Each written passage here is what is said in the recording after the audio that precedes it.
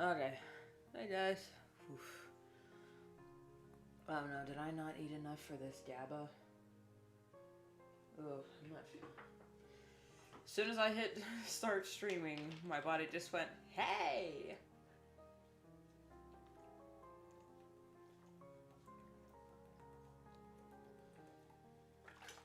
You don't have enough food in your stomach. I'm just like, I'm not hungry. But then this GABA I've been taking just like grabs me by the spinal column and just says, you need to eat when you take me, or I will take this. Fine. I'm hoping this will count. So, how's everyone doing so far? Just letting the stream warm up a bit. Oh, checking that water was a bad idea.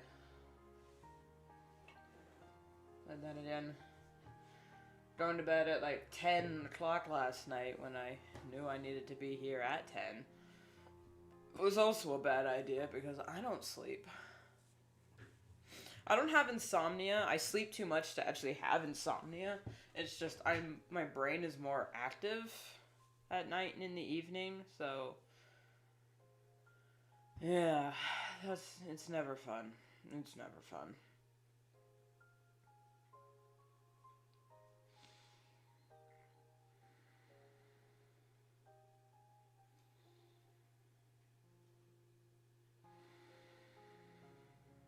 Oh, who gives a fuck if we're 60 seconds early?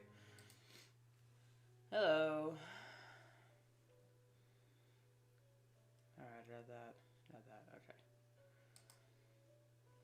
I keep saying I should do a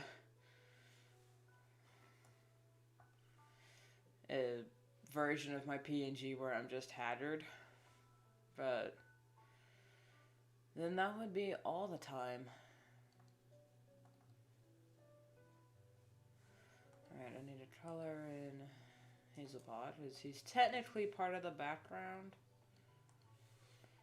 So, don't have to pay too much attention to that.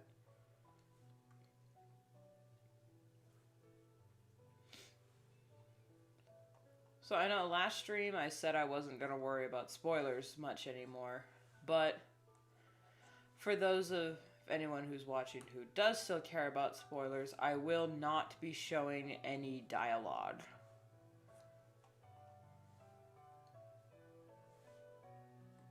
Okay, yeah, I haven't even done the dialogue for that one.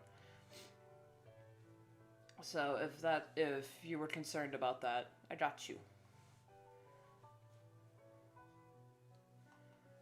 No dialogue is to be shown. Uh-oh. I thought I'd clean that up. Oh well.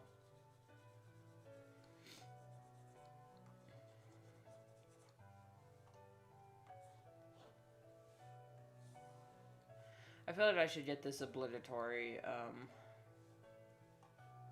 all conversations lead to Star Wars out of the way.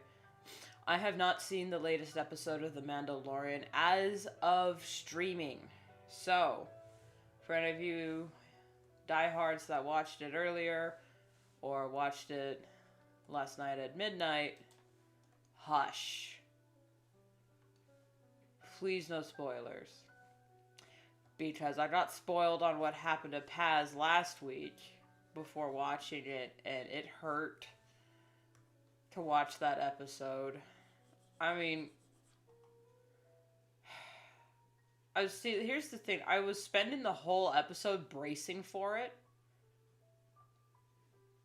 So then when it actually happened, I was like numb to it, but I still, when it happened and when it was coming, I knew it was coming, and when it started happening, I just went, oh god. But I was actually kind of happy with the way they killed him. I'm gonna say that in air quotes until proven otherwise. Because he had a warrior's death. It was honorable. Nothing less than what a Vizsla is capable of. So, that I'm happy for. If Paz turns out to be alive somehow and he stays alive, I am going to I'm gonna I'm gonna think about punching Dave Filoni if I ever see him in person, which is more motivation for me, for me never to see Dave Filoni in person.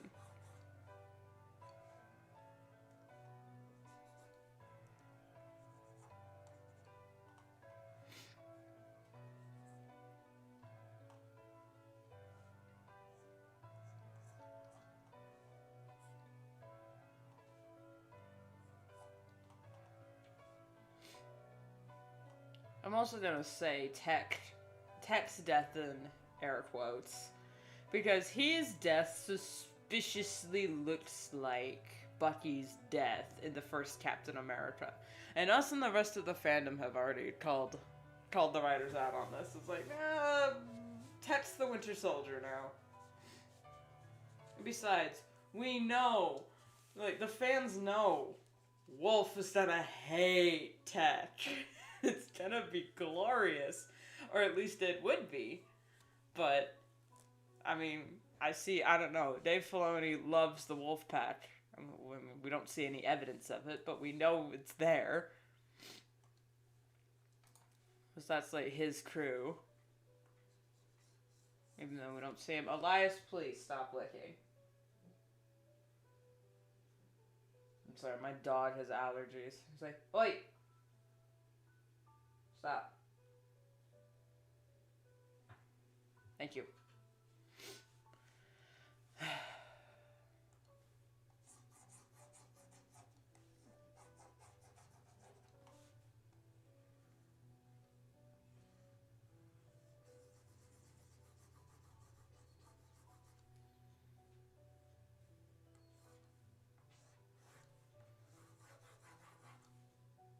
Something I kind of didn't realize what I accidentally did for this comic, because I don't know if anyone can tell, but the main character was supposed to be Hawkfang. But I guess the main character now, for the time being, is actually Splashpaw, which is fine. I mean, I do like writing and drawing Splashpaw. I like his character. I like all their characters. But, Hawkfang's my girl.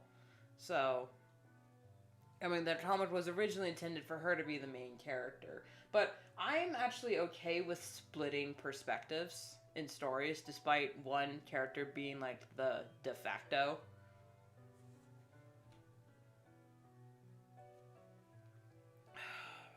Precious bean water. Oh, beloved bean water. Anyway. Oh, I was turned off. He's colored.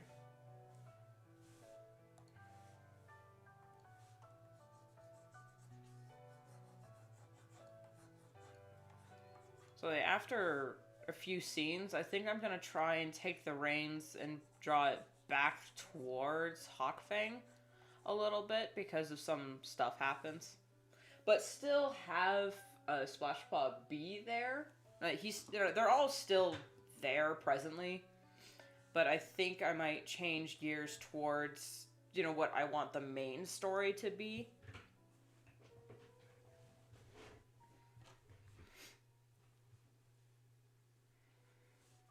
And he's having his moment in the spotlight, which is fine, because Hawkfang just gave birth. She needs a break.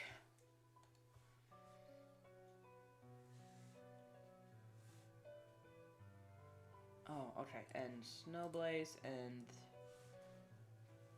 then backgrounds.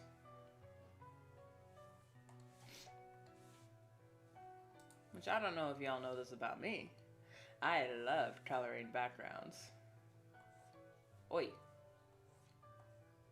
I don't know about anyone else. I know there are some comic artists that are like, I love doing the line art and the shading, but ugh, coloring, gross. And I don't know if that's just because I like grew up on cartoons and coloring books. I grew up on coloring books more than drawing. So I learned a lot of drawing techniques, a lot of coloring techniques before I learned anything about drawing. Okay, yeah, that would be it.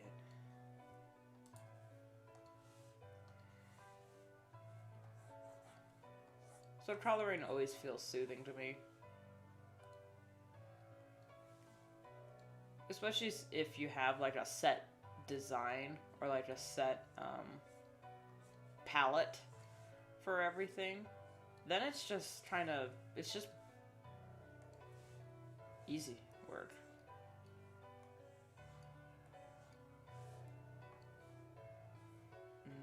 Nope, I can't do that. It's on the same layer.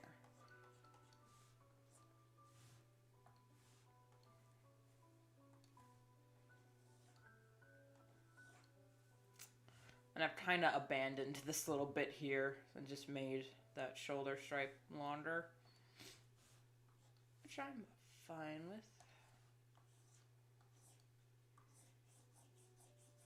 Since this is a just a fan comic, I'm fine with designs subtly changing. Like over the course of the comic, like Ivy Whisper's design changed. Like every other page, I was fighting with what his hair would look like. So I need to fix Hawk Fangs real quick.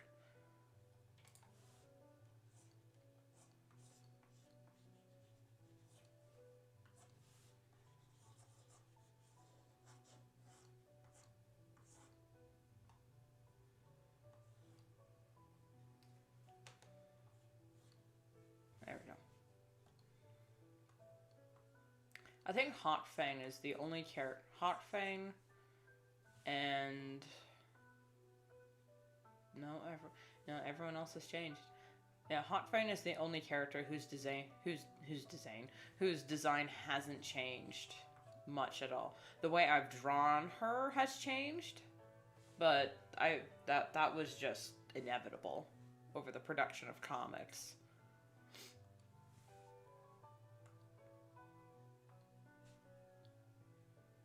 Okay, the cats are done.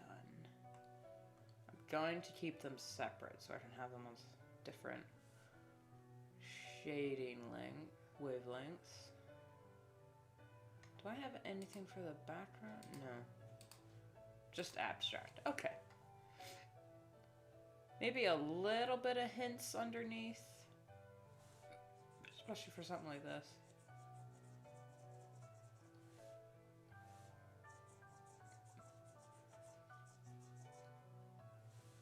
Well, the thing I'm trying to do here is to show that he is hyper-focusing again.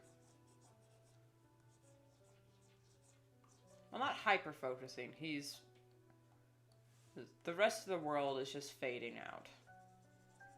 So I'm gonna do like abstracts here. Give him a little platform to stand on, and then blur everything else.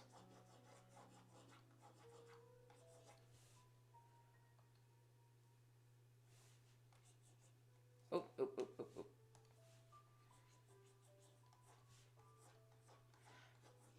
So I said in the title I was going to show my entire coloring process, and that's for the next page. Actually, I need to do their line art, which shouldn't take too long. And then I'm going to color the whole thing. Start to finish.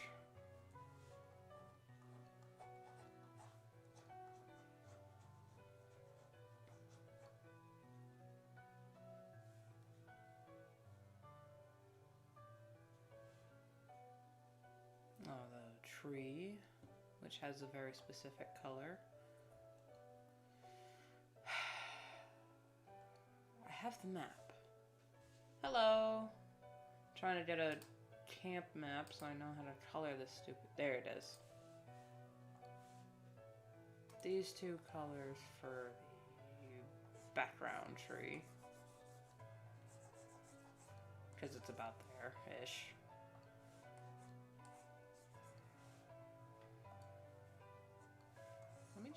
actually here. I'm gonna blot it out here and then texture it. There we go. And then I'll shade on top of it.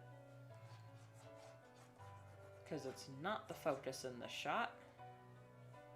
So it doesn't have to be pretty. Well, okay, it can be pretty, but it doesn't have to be sharp. Which any of you know, have seen the other backgrounds of my comic. That has never been the case. But I digress. I'm just gonna add a tree here. Just because I can. Because I love trees. And there actually is a tree there in the background. So yeah, I'm being mindful. I'm being mindful.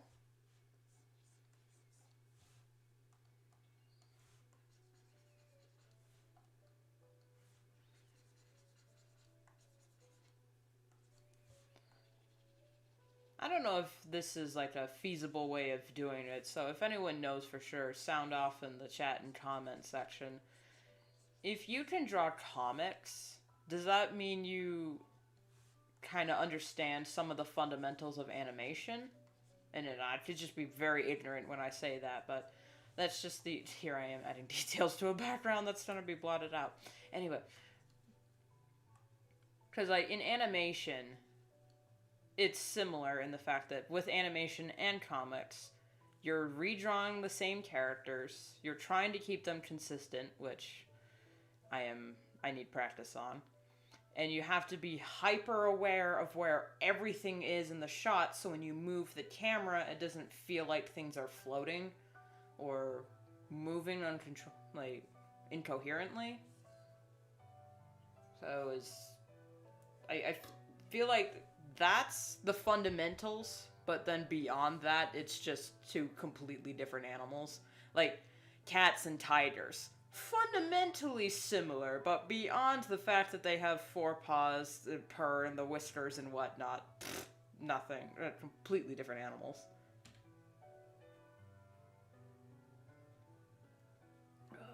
The black bean water gives life. The life-giving bean water.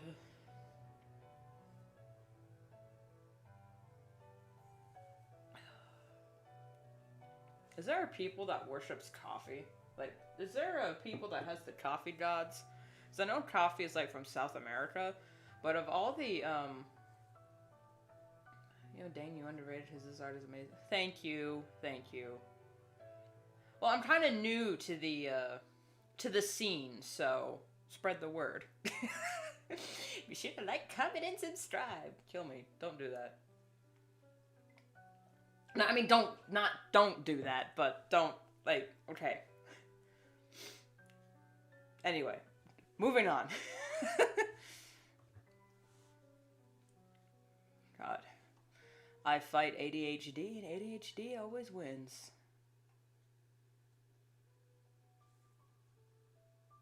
What was I talking about? Oh, yeah. Like, coffee's from South America, right? Am I wrong? I think coffee is, like, from South America. I think. But I have not heard, and all my study across folklore and mythology, I've never once heard of a coffee god. Definitely wine gods, harvest gods, and all the like, but never a coffee god. Not that I'm interested in worship, I'm just curious because I wonder if other cultures value coffee as much as we in America do.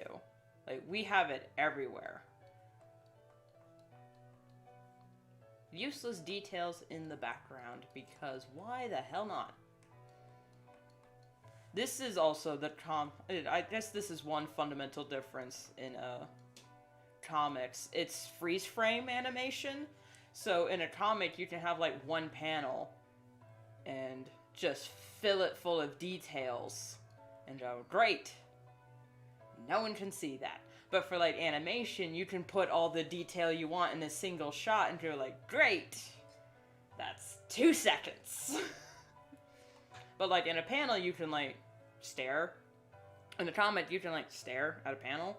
Unless you're like the background artist for animation, and then you just like animate on top of it. I guess that's when you can go hog wild. I mean, like look at Has Been Hotel and Lackadaisy, which phenomenal projects, by the way. Go support them. Yes, it is, and I'm not saying they're the same. I'm not saying they're the same, but I am like wondering if like because I want to get into animation later for some other projects I want to do. So I'm wondering if by doing the comics, I'll kind of get a grasp at least how to set up a shot. Or like a sequence of events. Because like with comics, you can do all these weird stuff, but with animation, you can do it too. It's different, but similar in a way, is what I'm saying. Like, I'm not comparing like oil painting and watercolors. Fundamentally, they're completely different, but some of the techniques like transfer over. I don't know. I could be completely wrong. Okay, then that's that. Okay. Next. Actually, no, wait a minute. I need to add the sky, which, funnily enough, is this color. Wait, it's a little more saturated. Because let's be honest, if I personally was ever to get into animation in any form, I would probably be like a storyboard artist. Or like the,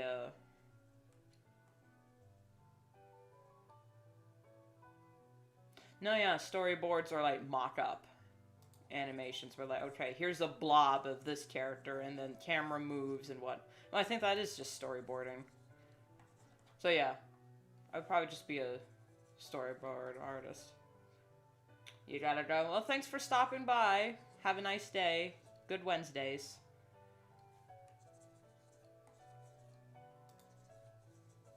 Bye. What a nice person. Rust Up Animates. I'll check them out later. Just adding a little gap between the trees because I can't help myself. There.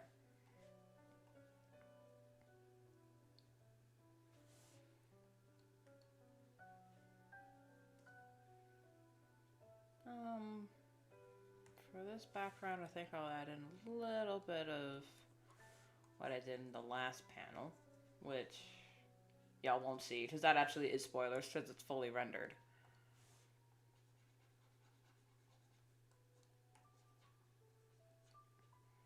I think in this shot, Hazelpaw is turning his head to go yell at Shorttail, but he stops himself.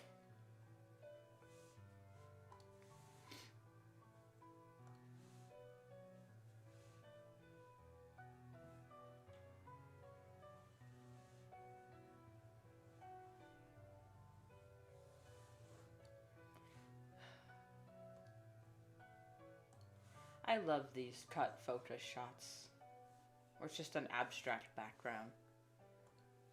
Despite how much I love painting and, not painting, but, coloring backgrounds, I think that's more just the illustrator in me. Because I'm more of an illustrator than a comic artist, because comic artists, like, you can have the characters in a void and still semi-get the story going, but the way I do my pages, and it's probably why it takes me so dang long, when I'm always tired. Now, should it be green? Or, no, it should be orangey yellow because it's his focus. Okay, should be yellow, orangey-ish. Let's just do this. A bit of red.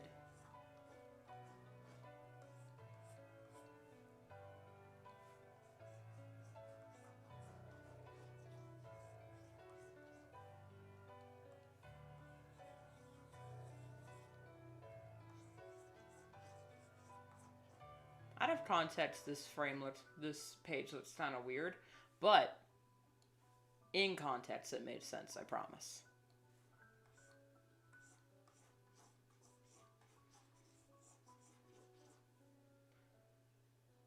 Or should that be his? You know what? His background should be grayed out a little bit because of reasons. Trust me. I know I said I wasn't gonna worry about spoilers and whatnot, but that's just what you're seeing visually. What I'm gonna talk about, I'm probably not. I'm gonna try and not spoil everything right out the gate because I do want the reveal to happen naturally.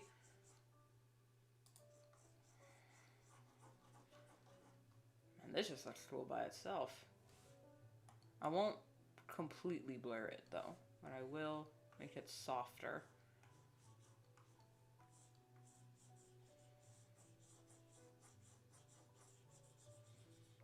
I know we're only like 20 minutes into this stream, but here's some stream homework if any of y'all are listening now or later.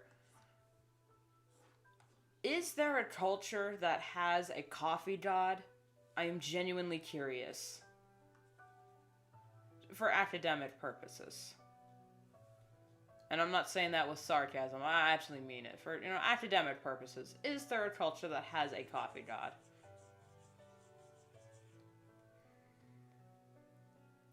I'll leave it at that for now. Because there's going to be shading and whatnot. Should I shade them first, actually? You know what, I'm going to come back to that later and start shading them.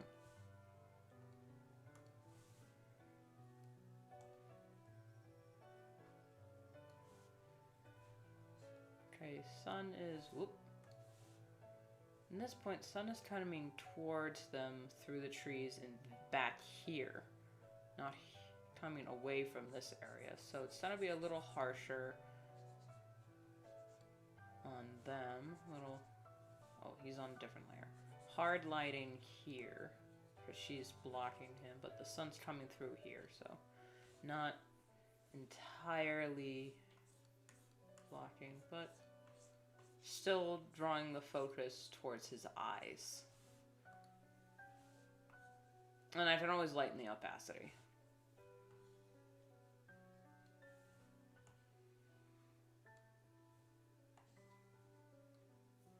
And Ivy Whisper,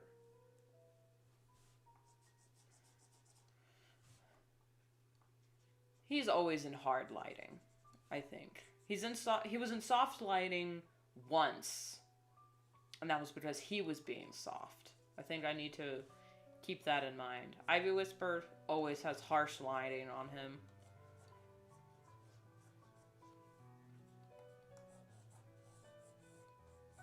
Or at least very, contrasted highlights.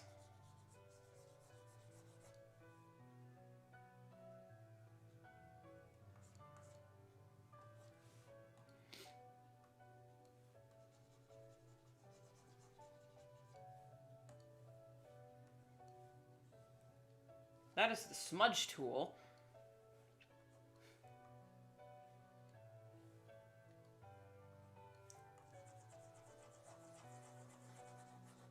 I'm gonna backlight this one to draw focus.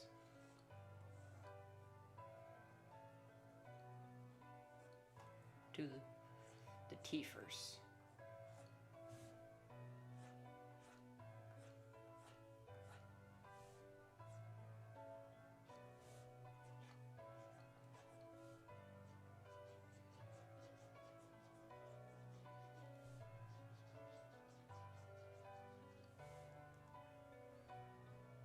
The airbrush.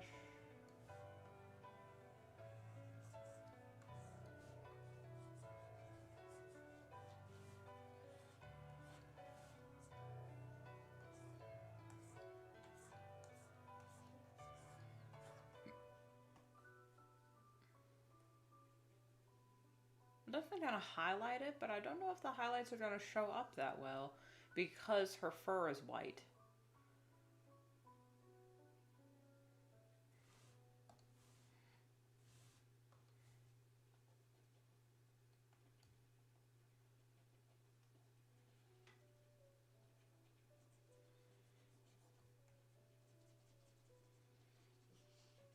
Also got to be mindful of the time. It's almost sunset, not quite, so there's still going to be more. The lighting's still going to be more red, because for me, my sunsets, when I color them, the the lighting is orange, like I did in a previous shot, which isn't a spoiler. It was Splashpaw's training montage with Short Tail, and they were doing some water exercises at sunset, because that's when that happened to take place.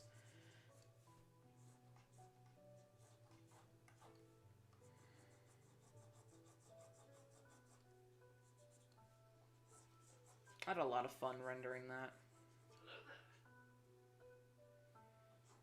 Don't know if you guys heard that, but that is my phone notifications, because I thought it was funny.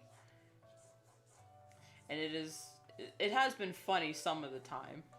But a lot of the time, it's just like, I get jump scared by my own phone, because I'll be like, on the toilet looking at memes, and then suddenly, hello there! I'm just, ah!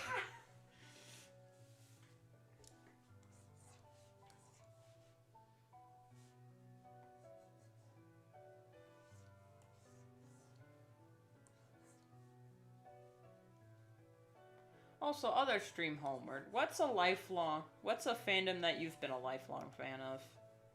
Because I've been a lifelong fan of Star Wars. It's not the first movie I've ever seen. I think, like, first movie I saw that, like, I actually remember watching and liking was when I was 4 years old. We were watching Jurassic Park, the first one.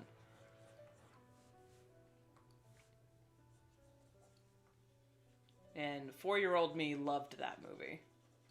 I mean, I still like the movies now, but I'm not like when Jurassic Park anything pops up, I'm like excited for it. But that's mostly because the corporation has kind of hurt me on that regard. Like, I only got interested in Marvel and the MCU with the Hulk movie. That's when I really got interested in the... Actually, no. That's when I was introduced. I really got interested when... into the MCU. When I think Captain America came out? No, it was Thor. Thor came out. And I was just lost my mind because I loved that movie. I still do love that movie. I think that's...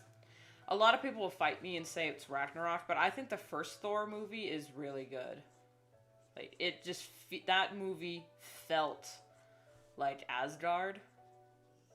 And, like, Norse mythology and whatnot. Because I'm a lore whore.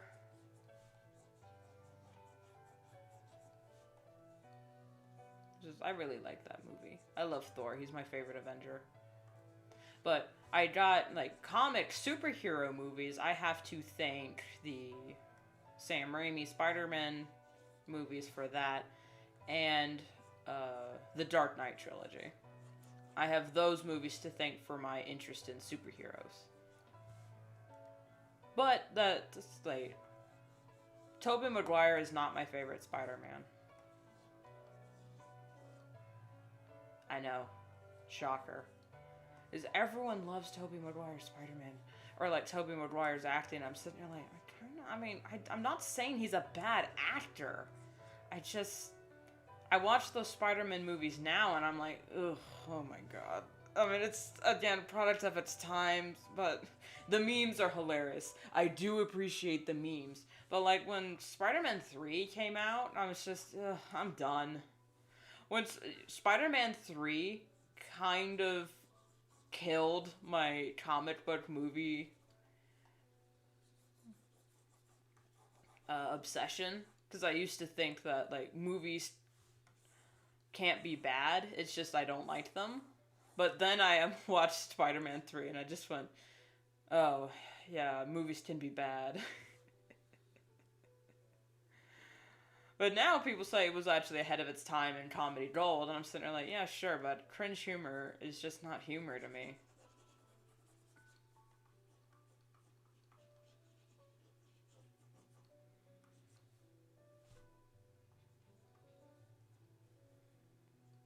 My favorite Spider-Man is Andrew Garfield. The Amazing Spider-Man.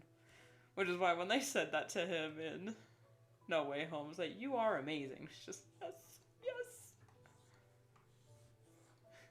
I wish I had brothers.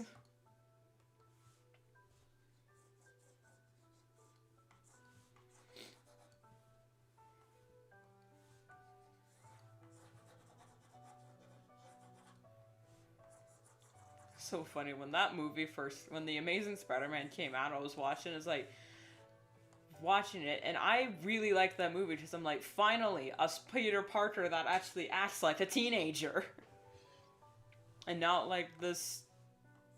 I don't know what they were going for in the Sam Raimi's. It's like, hey, yeah, he's actually a teenager, and I enjoyed that movie. And my mom was watching it, and she's like, I don't know how else to put this, but Andrew Garfield is too hot to be Peter Parker. It's like, he's too good looking to be a Peter Parker. It's like his whole point is that he has financial troubles and and can't talk to women. I'm just like, who wouldn't want to talk to Andrew Garfield? I'm just, well, yeah, but yeah, I liked his portrayal of Peter and that whole story with, his parents going missing and his relationship with Uncle Ben and just his relationship with his aunt and uncle in that movie, I felt was just, I don't know, more believable, more human. I think I want to say it felt more human, especially their argument and the way Uncle Ben got killed. Now that isn't like in the original Sam Raimi. That's like, oh yeah, he has immense guilt for that. So he blames himself for his Uncle Ben dying, but for Andrew Garfield's Spider-Man, he still blames himself for his uncle dying, but then he went on the vigilante route, which I really like because Spider-Man is insanely powerful. He could go hog wild on all those villains if he so chose to, but he shows restraint because he's responsible.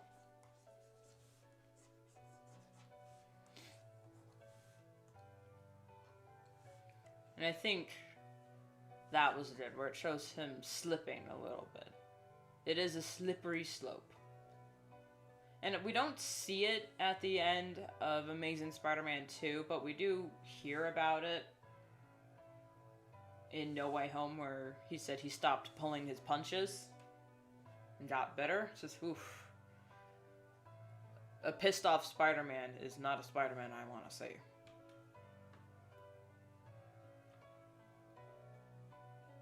I mean, I'd kind of like to see it, but regardless.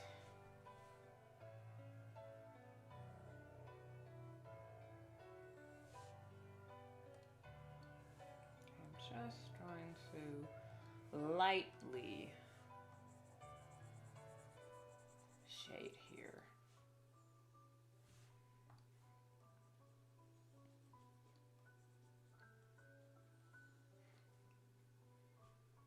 There we go.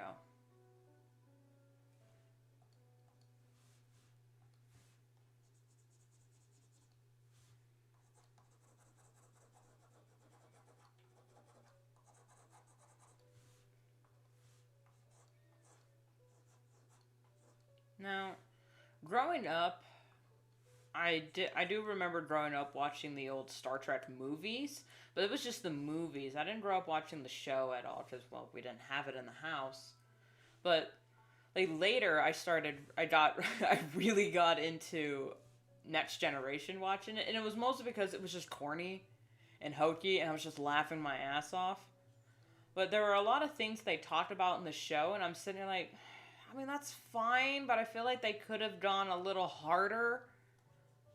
It felt like there was a story or a lesson that they wanted to tell, but they had to pull their punches. they had to like pull back for whatever reason. And I think it might have been because the studio was like, whoa, whoa, no, we can't go too hard on our audience. But then I started watching Babylon 5 because I was house sitting for a neighbor's overnight, and they said, yeah, you can watch whatever movie you want. And I saw Babylon 5, and I had heard about it because Walter Koenig was in it, who plays Chekhov in the original Star Trek. And I was like, let's check it out. I hear he's a villain in this show. That would be really awesome to see. And then we watched an episode, and then 3, and then 5, and then before we knew it, we were like halfway through the first season, and it's like midnight, and we're like blurry-eyed staring at the screen, me and my sister, and we're like, this is a kick-ass. I need to watch all of this. So yeah, Babylon 5 is, I think, my favorite. Oh, but I really liked Stargate, too. Because, Stargate, I watched the movie when I was younger. I don't know how I found the movie, but I know, I heard people talking about it on the internet, and my mom mentioned there was a TV show after I watched the movie. I'm just like, well, where could they go from here after the movie? But then I started actually watching the show, and it's like, this is adorable and hilarious. Let's go! So yeah. I also had the biggest crush on Daniel Jackson. The biggest stupid crush.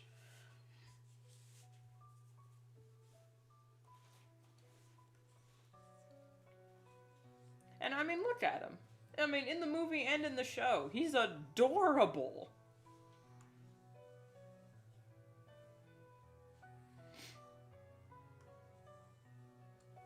And while I will always ship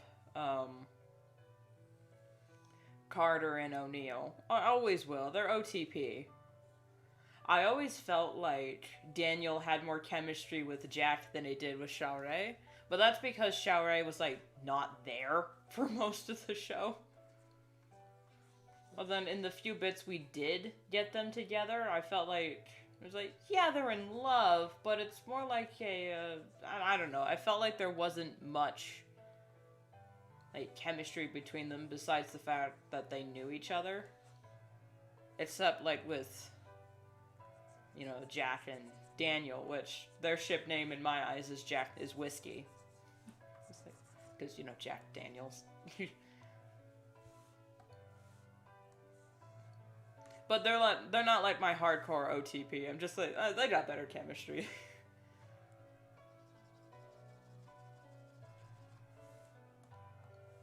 And of course the jokes in that show were just peak comedy. It's like, Dr. Jackson, if you wouldn't mind tending my wounds. Oh, I'm not. I study archaeology. Yes, but you're also a doctor of archaeology. Also learned something about the archaeological community. Daniel knows it's pronounced Goa'uld, but he keeps calling them ghouls. And I was like, man, is that just Michael Shank just being not knowing how to pronounce Goa'uld? But no, someone in comments of a clip just said, yeah, it's an archaeological thing. If you want to be passive-aggressive towards a species, or not a species, towards a people, you purposefully mispronounce their names and words. And I'm sitting there like, oh, so that's a thing. It's also because of that fandom I found the glorious. Hey, when does grave robber? How long does a person have to be dead before it's considered archaeology, not grave robbing? It's like, I am uncomfortable with that question. It says, I am uncomfortable with this. Answer the question, grave robber. Because my sister wants to be an archaeologist, or at least that was the plan at the time when we were watching this, so I just looked at her and just went, answer the question, grave robber! What's your coffee? Anyway.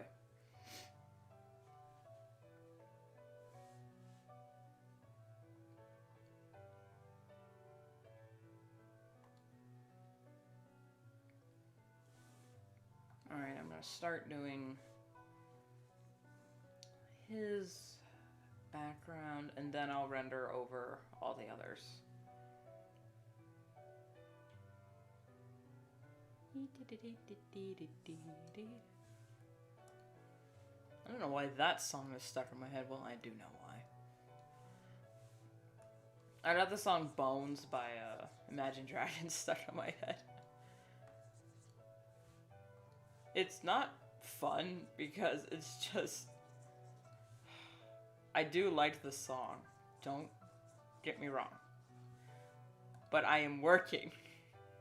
I kind of need to have it not playing through my head 24/7. Because yes, it is entertaining, but I'm trying to be entertaining, and I can't do that if I've just got the magic in my soul, cause I'm losing all control, cause there's magic in my bones, running through my head 24/7. And I blame the boys memes compilations, because I got introduced to the boys by The Closer Look made a video about how to write a terrifying villain, and it was Homelander. So I was like, I've never seen this show. Oh, it's a comic show? Oh, wow. Is it, like, new or indie? I was like, no, it's an old... I mean, the comic series has been out for a while, and... you know, reading about it and the lore and the world building and the premise of it is fantastic. It was like, yeah, what if superheroes actually did live in the real world? But what if they were assholes? I'm just, oh, I love it. So, like, the idea of The Boys is a lot more fun, because a lot of people saying, like, this show is really fucked up. I'm just, okay, I'll abstain.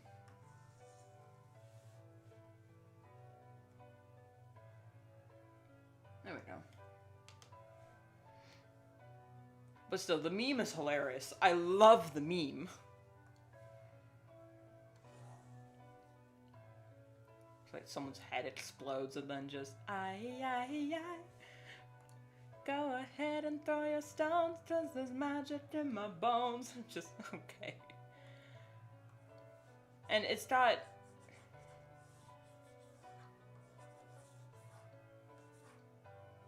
Wait, bro, it has... Let me put that above, actually. It's got Carl Urban in it, okay? Of course I'm gonna frickin' watch it. Are they on the same line art? Damn! Have to move it below. Shoot. You know, I'll just make them slightly transparent.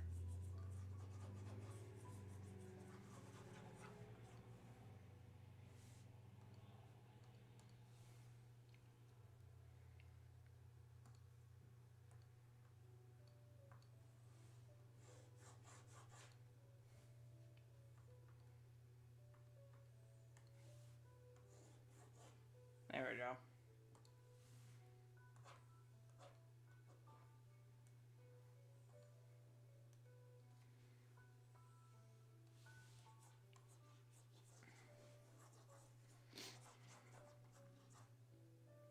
Shouldn't I just get rid of him? And you know what? Sorry, Hazelpaw, but you're out the picture for this shot. I kind of need the room. There we go.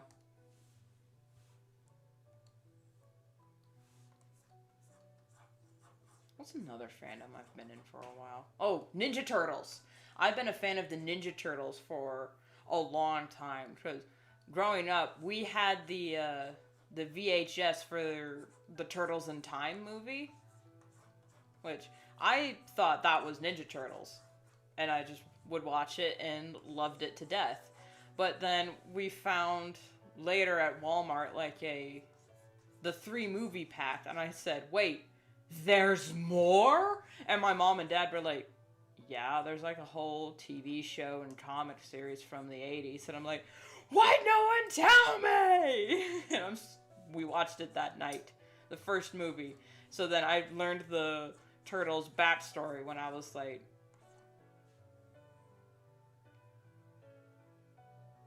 How old was I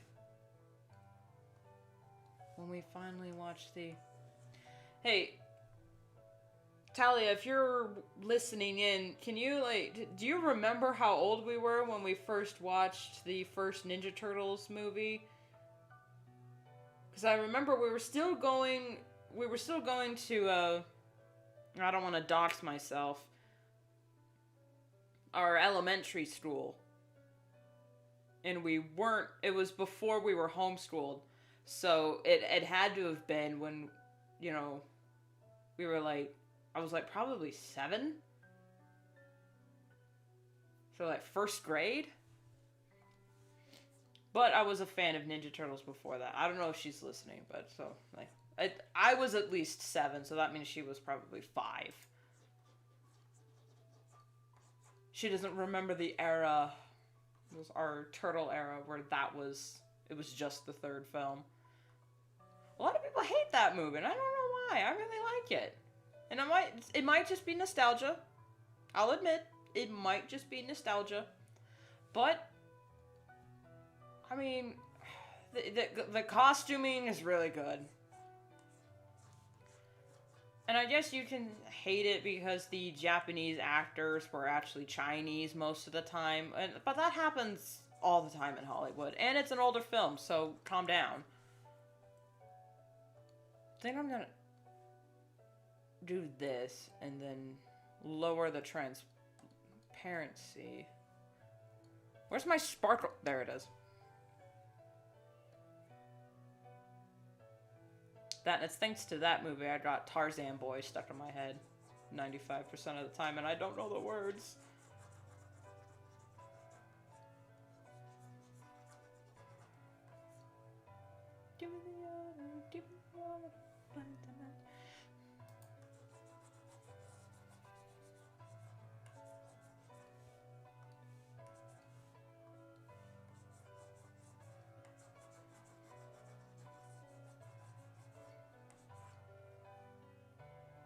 So I guess in a way, Star Wars and Ninja Turtles are my lifelong fandoms.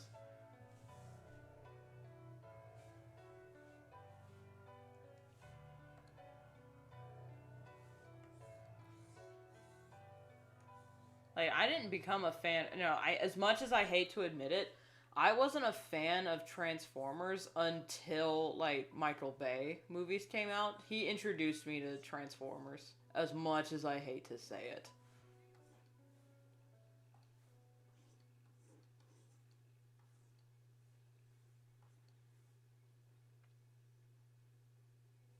Okay, I like this.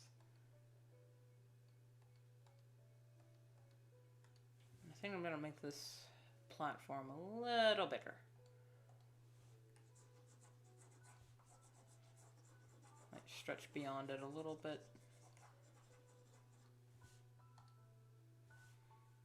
Where'd this come from? Oh, it's part of that shading. Okay. It's fine.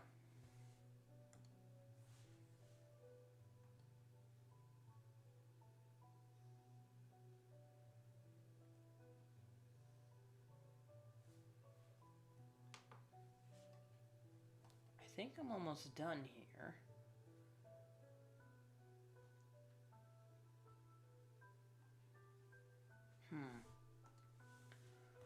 That's the thing with rendering comics. You think you're done, but then always, like I said, take a step, take a break, take a step back.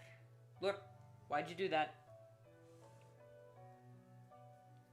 Alright, actually, I do need this up still. Okay, let me start on the next page.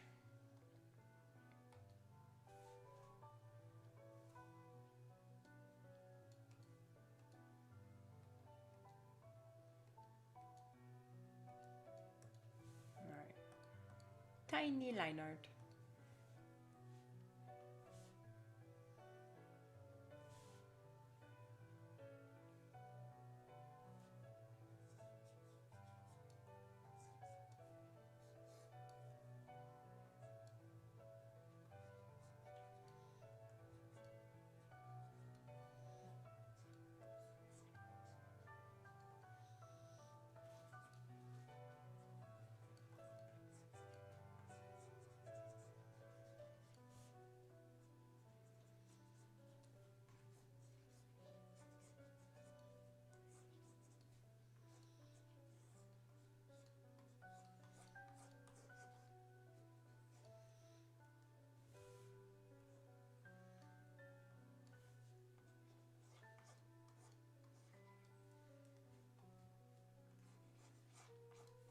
don't know. Is Disney considered a fandom? I mean, it's a company. But like the Disney princesses and whatnot, are they considered a fandom?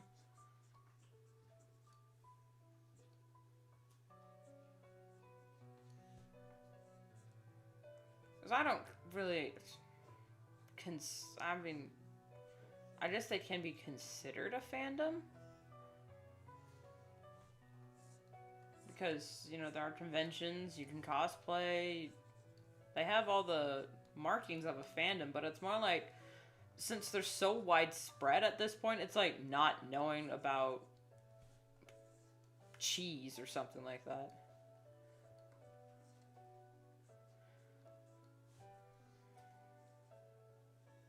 I don't know. Because I just feel like everyone watched the Disney movies, like in America, everyone watched them. So it's like a shared thing. It's not really a fandom because then you don't really have the excuse of saying, "Oh, I'm not in that fandom." It's like, so you mean you've never seen a Disney princess movie? That's just weird. And unless you're like from a foreign country, but then that's fine. But like in America, oh, I didn't. I forgot I didn't draw them in. Oh, and I'll do it now. So I don't count the Disney princesses as a fandom. Really? Even though there are those, I've heard legends of Disney adults, which I thought, oh, is that just an adult that watches Disney cartoons? Because, I mean, that's everybody. But it's like, no, these are adults that, like, go to Disneyland and, like, hang out there, and that's their entire personality is Disney. And I'm just, oh, so like me with Star Wars. Okay, that's okay.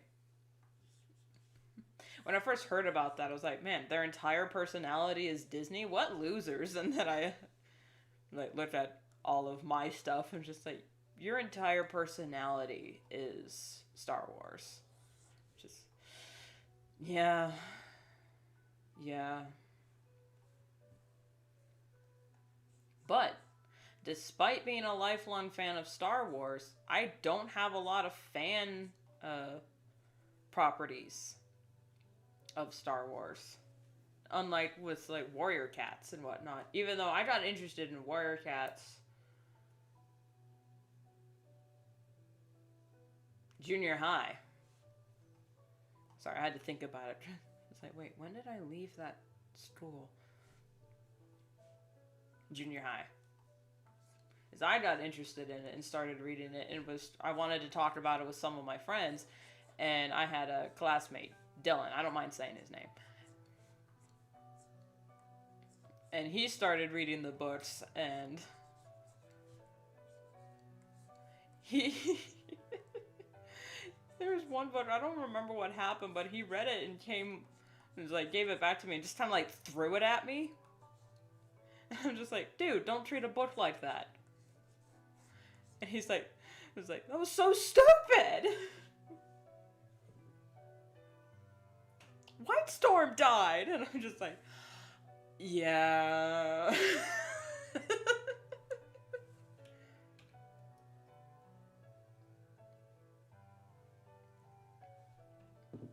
Or no, it was like Blue Stars. It was when Blue Star died. He's like, that was so stupid! Blue Star died!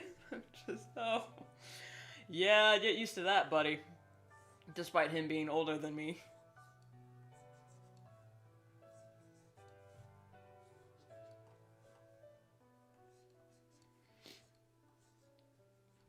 But he wasn't like in the fandom. He just read the books. Because I had them. And they were interesting. But he was like more of a casual reader. So he was more sane than the rest of us. And then, you know, I got on the internet and just discovered there's more of us. So I think on the internet, Transformers and Warriors was the first fandom I got into on the internet. But I was Team Star Wars and Ninja Turtles, like, before my internet days.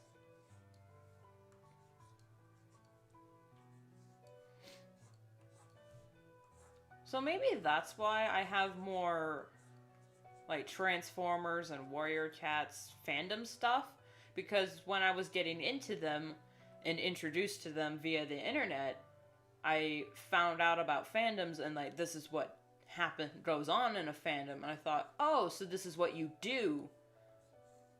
And then I have not left this hell ever since. I'm just gonna give him like a...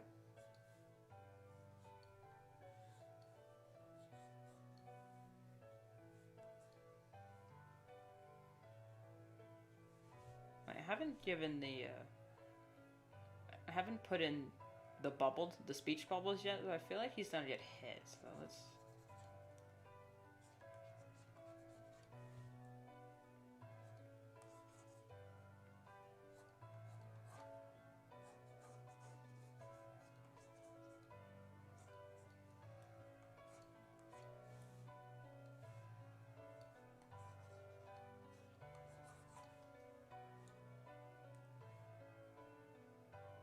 Maybe Pixar could be considered a fandom, because there are people who obsess over it and whatnot, but I haven't seen, like, the hallmarks of a fandom when it comes to Disney. I mean, plenty of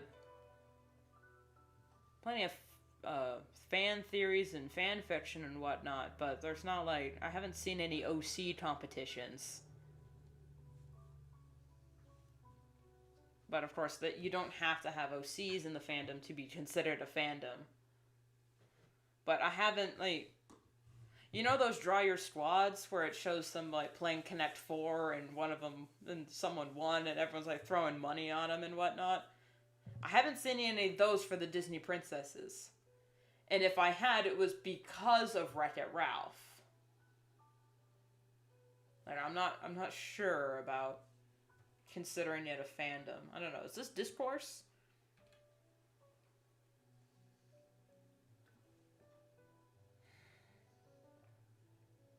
Is it controversial yet brave? To not consider Disney its own fandom? I don't know. I don't care.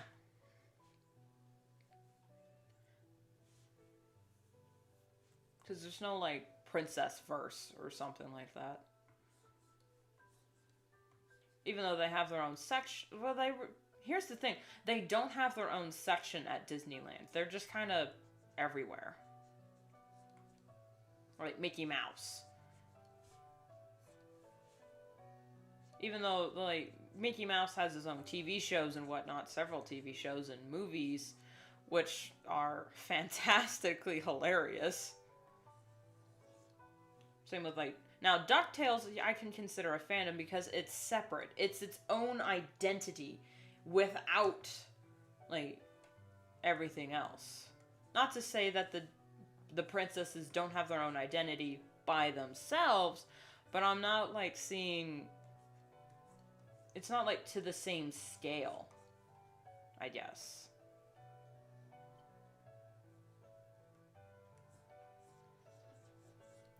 Just saying the cursed name of DuckTales, and now I got the theme song stuck on my head. I'm gonna die. Because I don't know the words.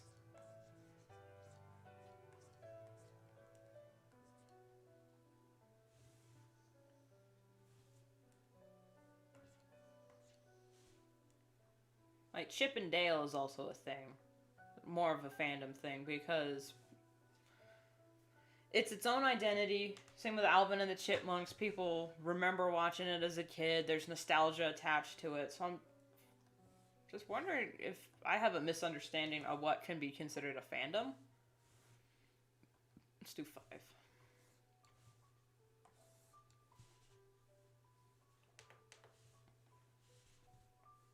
But I'm not sure. And like I tried to say earlier, I'm not really that... it's not keeping me awake at night. I just don't want the Disney adults to come after me with their pitchforks. Singing, "Savages, savages."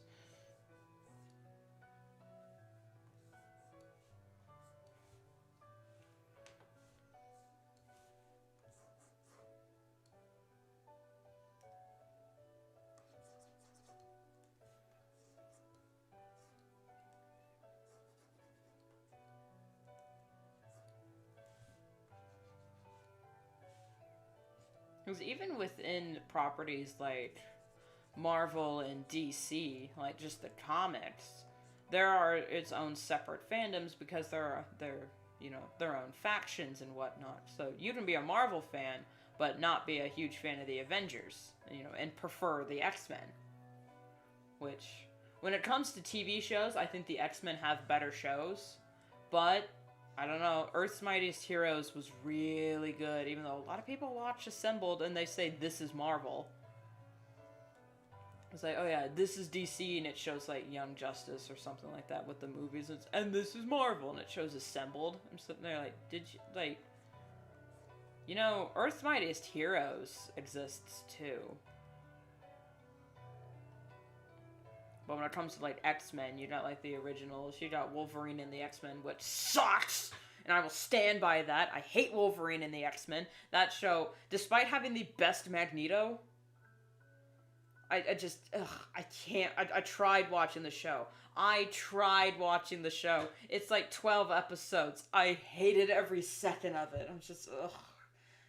Can I just watch Evolution, please? Evolution was just so much better in my opinion. Y'all can fight me.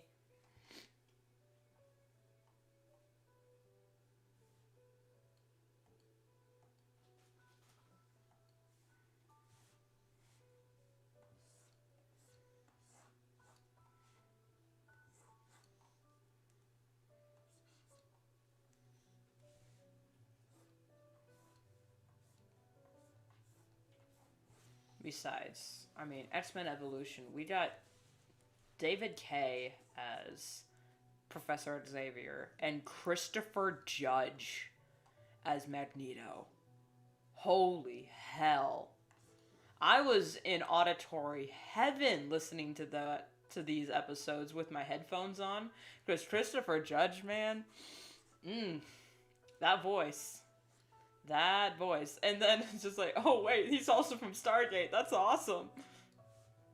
People are like, oh yeah, it's Kratos from God of War, and I'm sitting there like, okay, yeah, but Stargate, Teal'c.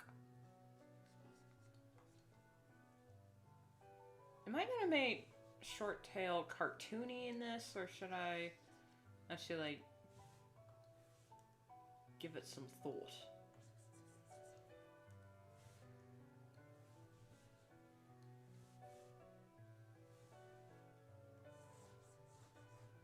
No. 1, 2.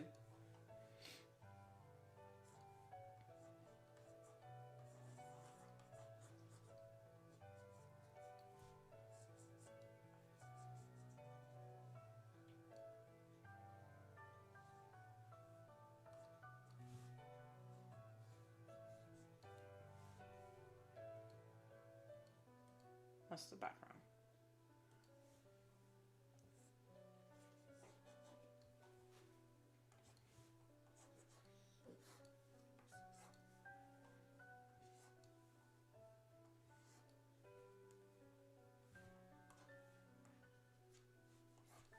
What was I just talking about? I'm sorry, I'm so scatterbrained.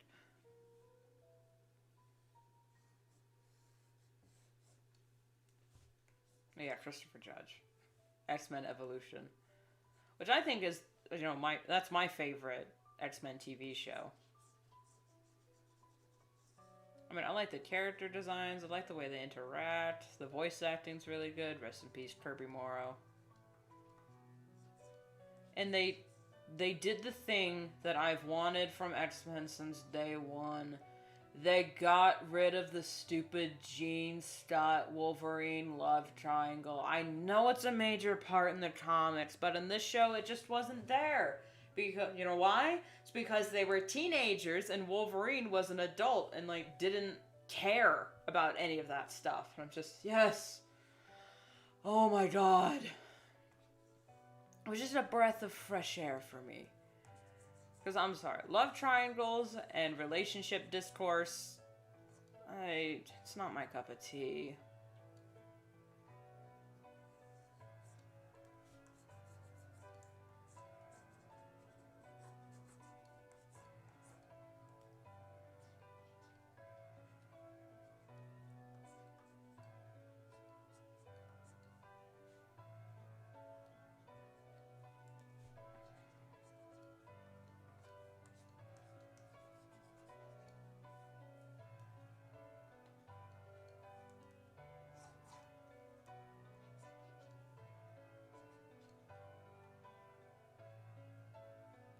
on his other eye.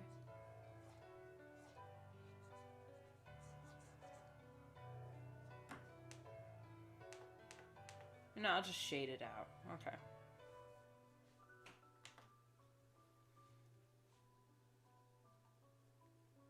I am gonna need a bathroom break real quick. Alright.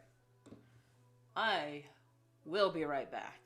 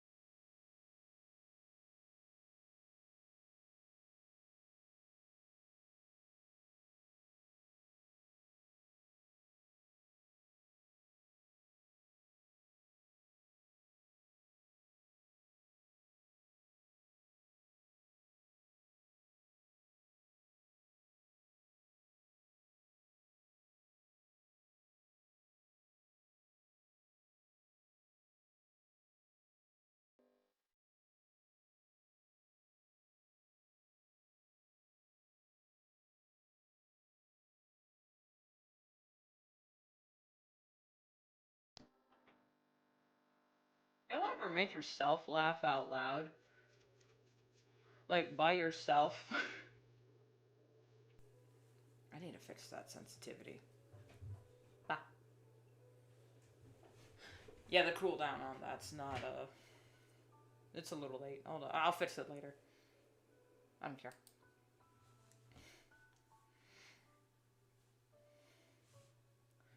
Yeah, like, y'all ever just, like, make a joke to yourself and then just, and then, like, another part of yourself is just, this is the comedy police, the joke's too funny, I'm not going back to jail! You're, like, by yourself and you're doing shit like this? Like, what?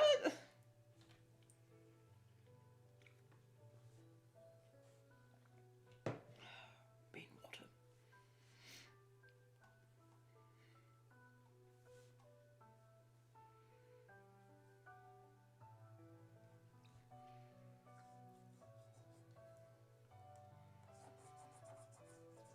That's why I firmly believe if the FBI or the CIA, probably the FBI, had ever, like, bugged my house, I would be on either a watch list or sent to an institutional.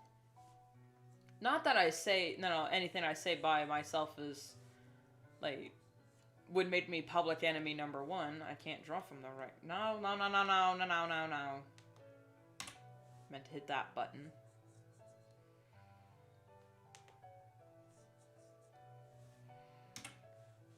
But, you know, by myself, I'm just... The amount of shit, it's just... The shit that comes out of my mouth. when I'm by myself. Mostly because, and I make the excuse, I'm a writer and I'm a character designer. So I have to like flesh out my characters' personalities. So I'll roleplay as them while I'm alone doing, mundane acts. So I think, oh yeah, they're more of like a mint chocolate chip type person rather than blah, instead of just like thinking of actual story stuff, because it'll come naturally. Like I said, stories come naturally, no need to force it. But people are forged, so forge your characters, your story will come later.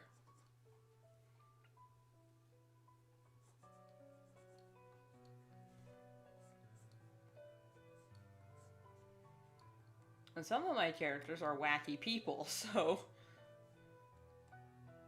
like without the context of me, it's like, okay, I am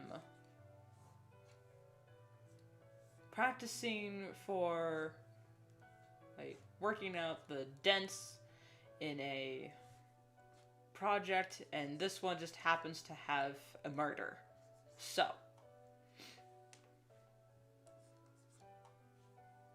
and that's just a random example.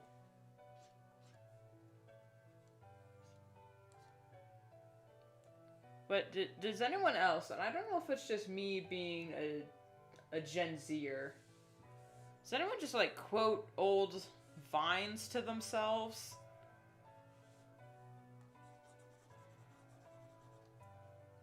Like just old memes? Because it applies, even though no one's around to hear the joke, it's just you.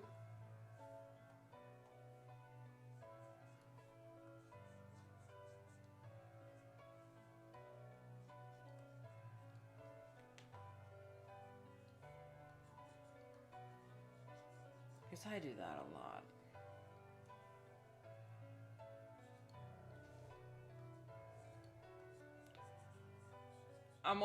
I'm like to the point.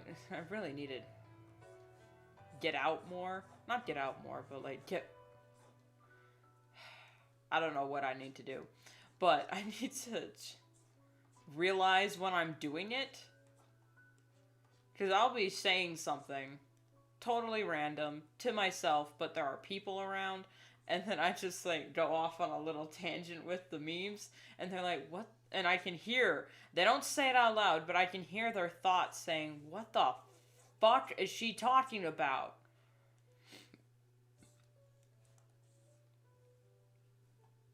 And of course, being me, I'm like, I don't need to explain anything.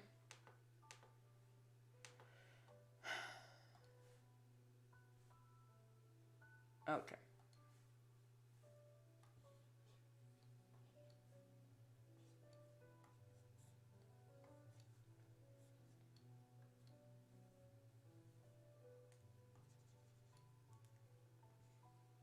One time I did it when I was in the car.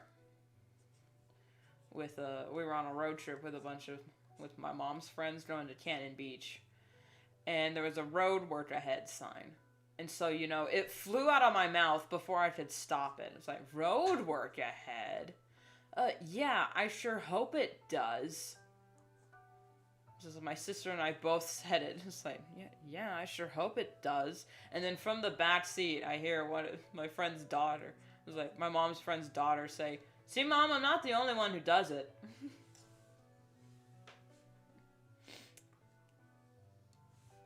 She's like, so I was like, what are you kids talking about? I was like, it's a Vine. It's a video on the internet that went viral because funny joke. I think he should be more centered.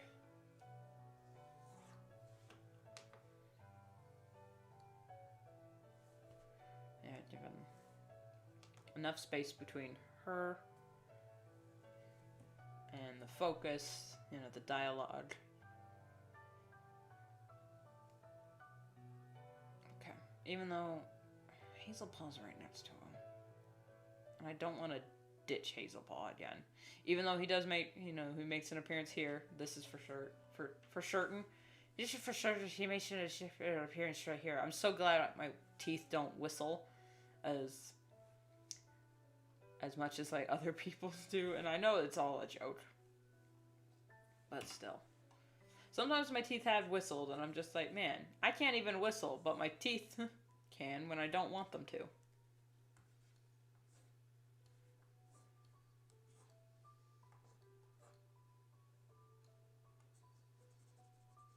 Oh, wait, wait. Hey, shh. Don't panic. I fixed it.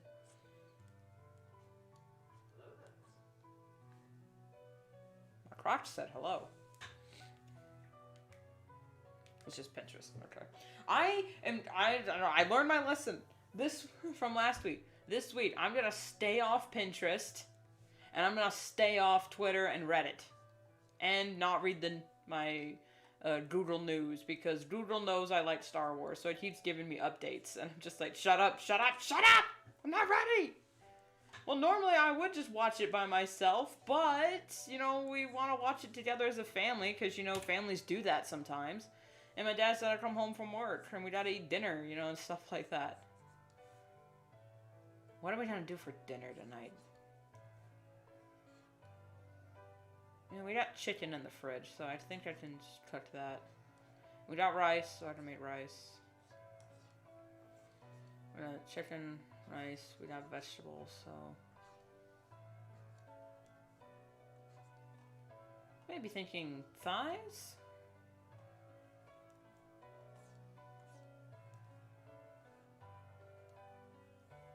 There we go. He's being smug.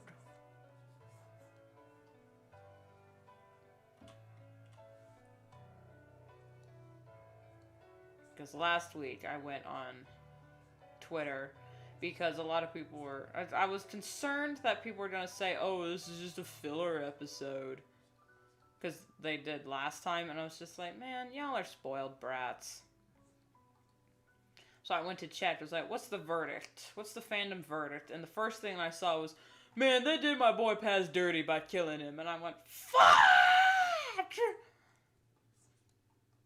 And I booted up the episode and just went, no. And then the episode happened, and I was just, ugh. So, for the love of Jeebus, if you are in the chat right now and you have seen The Mandalorian, you keep your mouth shut. Staring right at the chat. I'm going to get real close. Come close. If you have seen The Mandalorian and you're in the chat, you keep your spoil-ridden mouth shut. You hush. Shh. I may spoil my own comic, but if you spoil Star Wars for me, I will be in your walls.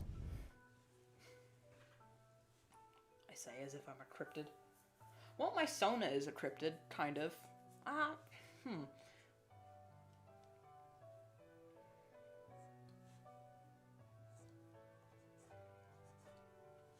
I'm just gonna not break character, but break the illusion for a second. So the little PNG you see on screen, her name is Rune Skiamorph, and that's just, you know, my name throughout all the internet.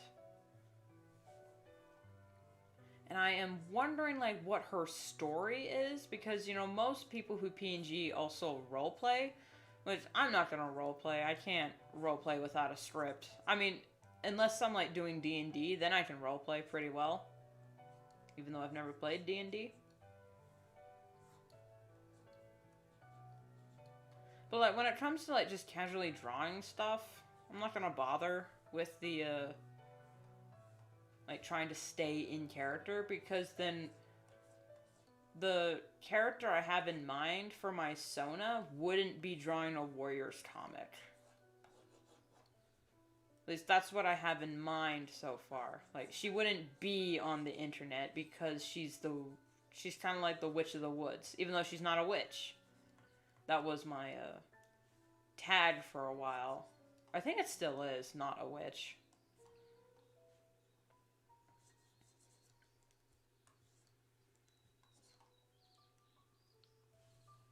There's be some loud ass birds. I don't know if you can hear them.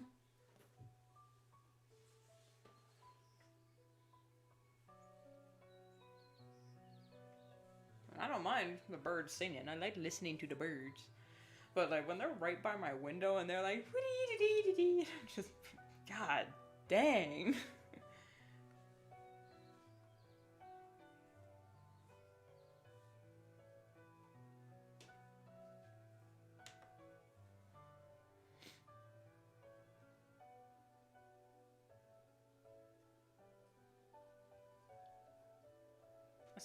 I told my sister I was gonna stream till 12 and then end it there because we've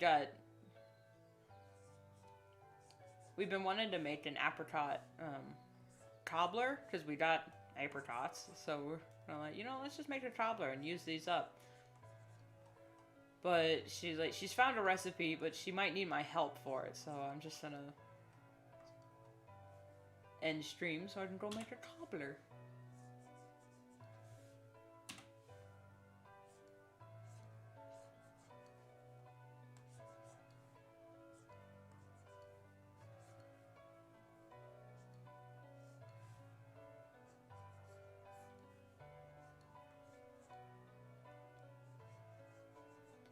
I know I promised that I would show the full coloring process, but I forgot I didn't line. Because I didn't do the line art, all the line art for this page, so plans change.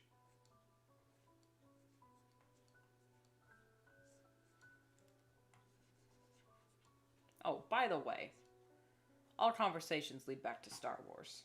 By the way, fuck Saw Gerrera. I don't think I need to explain why.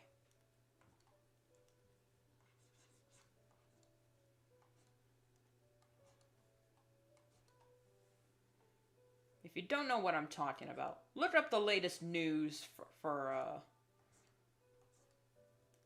Star Wars pertaining to Saw Gerrera. You'll know what I mean.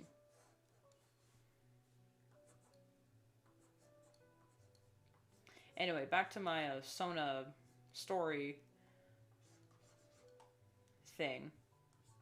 I have an idea for what I kind of want her vibe to be, but at the same time, I'm not sure if, I want to, do anything with it. Because I said my field of study was folklore and how it affects real life people. So I'm wondering if, she would have something to do with that.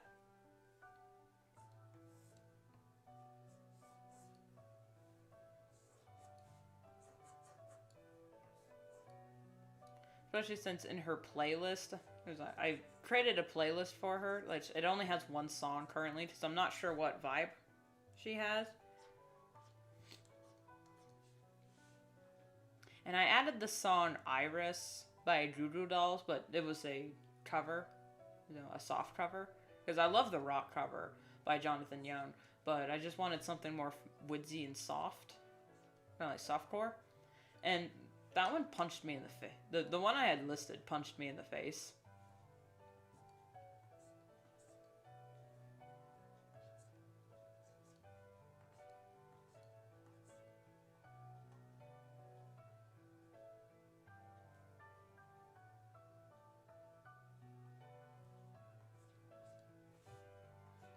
If you don't know the song Iris, it's the one...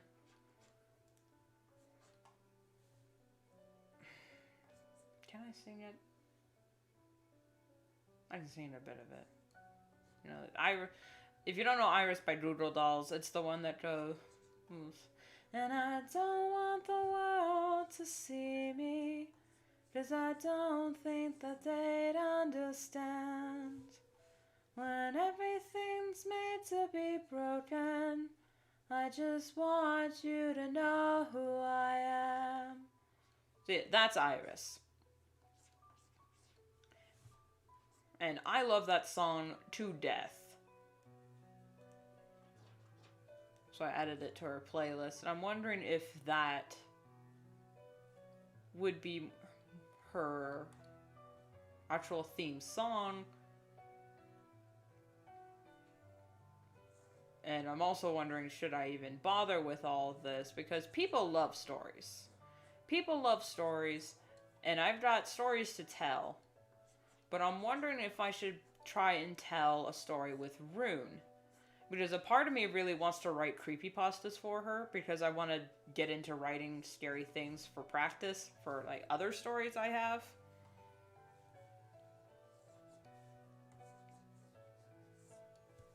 So then I'm wondering like what kind of creepypasta I could tell, because I do want there to be some consistency. Because like writing a creepypasta for your Sona sounds a little weird. But then, you know, it worked for Lost Narrator. You know, the My Little Pony creepypasta reader. And it worked for her. And I thought, you know, that story, the original story for her Sona, was awesome. And it tied into her channel. Which was smart. Because it shows the Lost Narrator was telling stories. Because she's the Lost Narrator.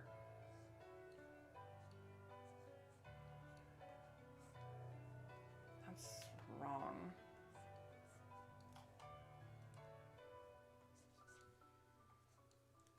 But with the way my channel is, I'm not sure if it would work.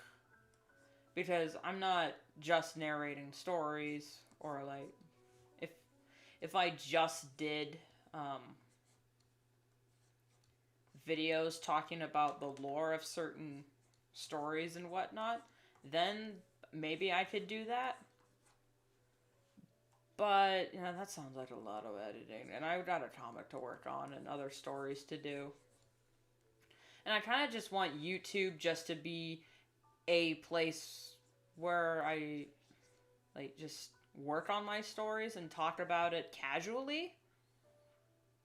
And then maybe make a video about it later. Or, like, write a paper on it or something. But that's just for live streaming. I think I can still do the stories thing for videos.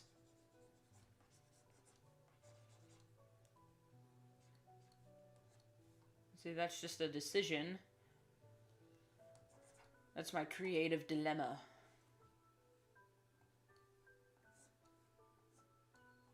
What expression does Lion Stripe have?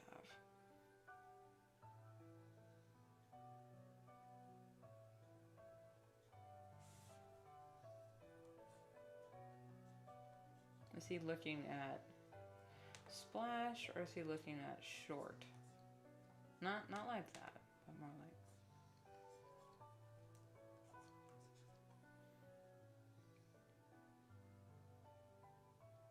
no, he didn't look at Splash.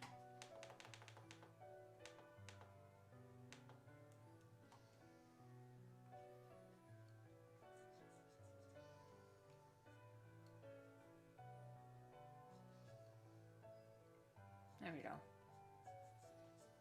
Right now I got Iris running through my head, and I really want to sing it, but I don't know how much of a copyright strike... How much of it can I sing without getting a copyright strike?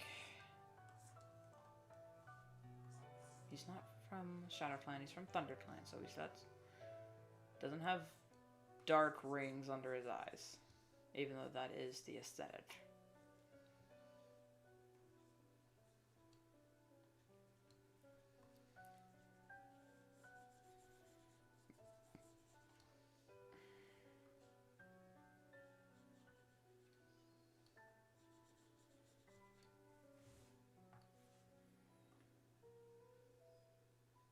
Like, I had an idea for Rune's Geomorph a while ago, that she would, like people would, like, come into the woods and she would capture them and torture them. Not torture them, but, like, show them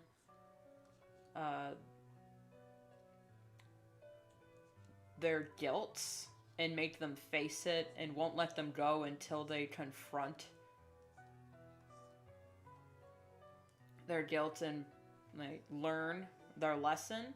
But then I, like, started working on other characters and kind of gave that aspect of her character to Ragna, which is one of my Marvel OCs, which I I don't know, I'm working on fandom OC, so I can like just brain barf ideas and come up with things. So when I do my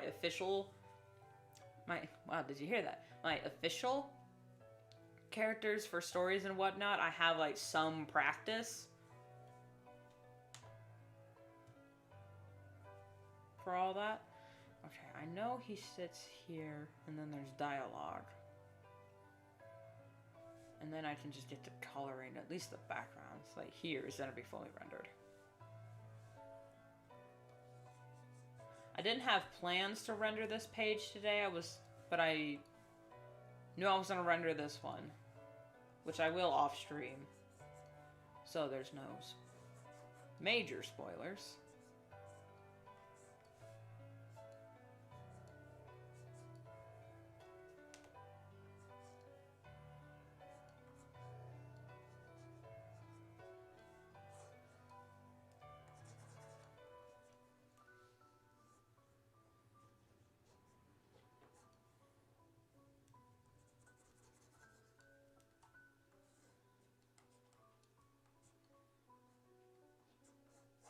There we go.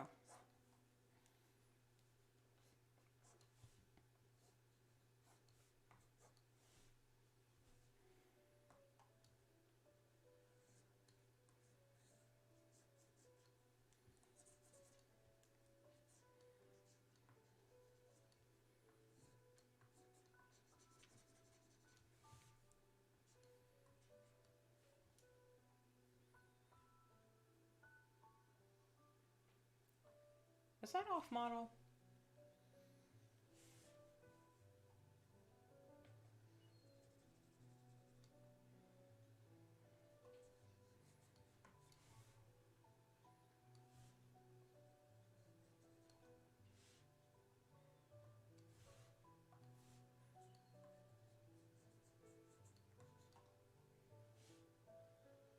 I think that's okay.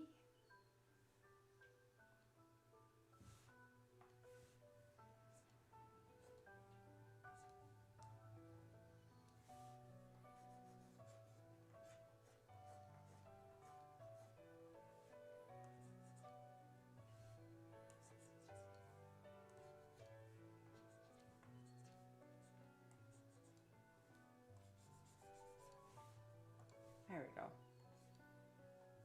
No, it's two. There we go. Yeah. Better. He's not... His ears are shaped like that most of the time.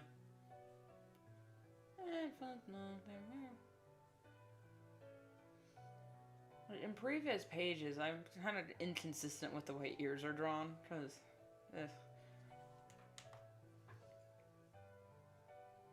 Alright, so now that that's all done, I can get to coloring. Now, what I had been doing in the past, I had been coloring the main characters first, and then doing the backgrounds. But I am wondering if I should... No, it's a comic, not an illustration, so the character should be the focus.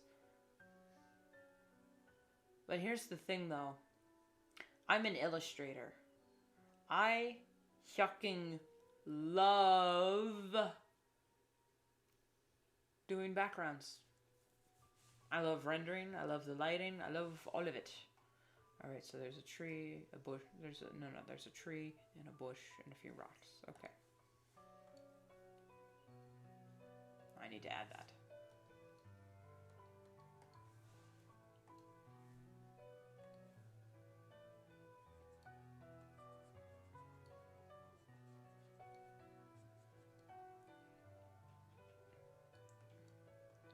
I know the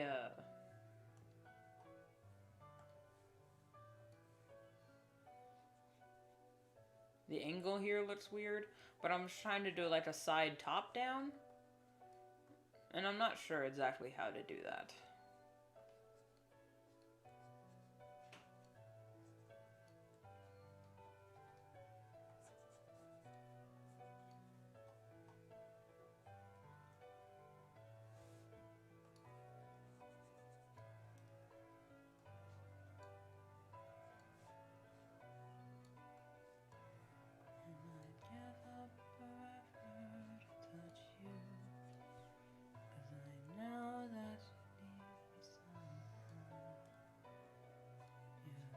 closest to heaven that I'd ever be, and I don't wanna go home right now. All I can taste is this moment.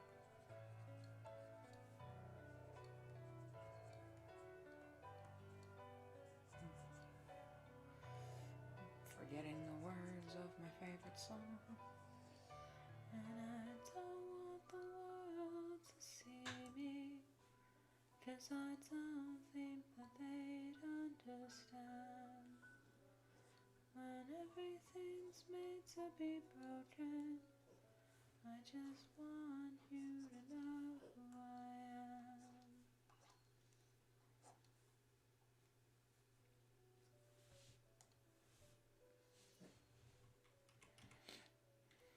And you can't fight the tears that ain't coming, or the moment of truth in your life. Everything feels like the movies. Yeah, you bleed just to know you're alive. And I don't want the world to see me, 'cause I don't think that they'd understand. When everything's made to be broken, I just want you to know who I am. I should probably stop there before I get in too much trouble.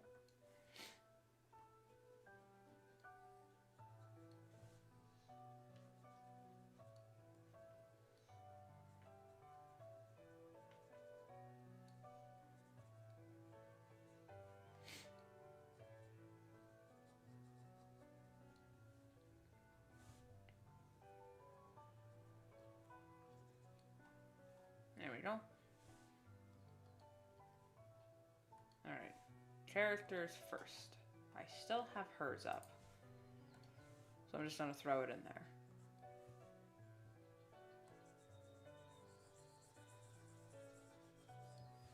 You know, she only appears once, so I don't think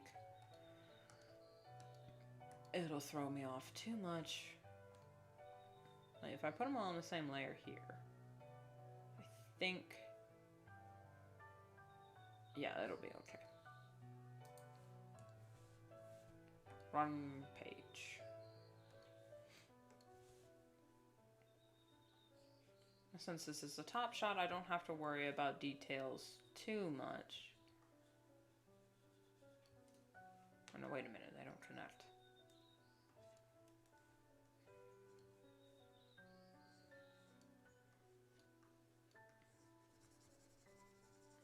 So notice you get the basic blob of design down. You don't have to get too crazy.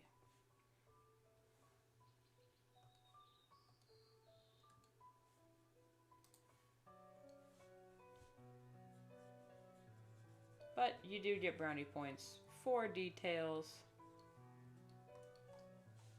because it's what people will see and respond to.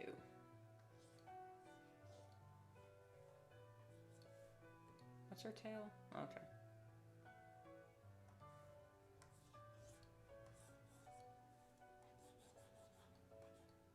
It's 3 of those, okay.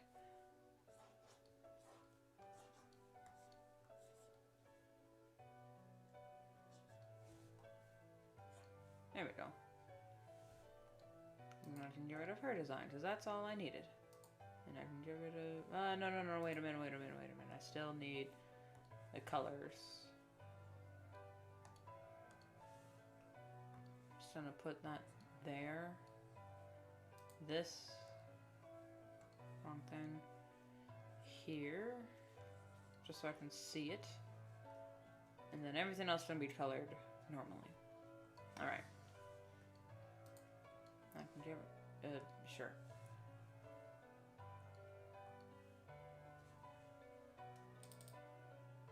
Wrong file.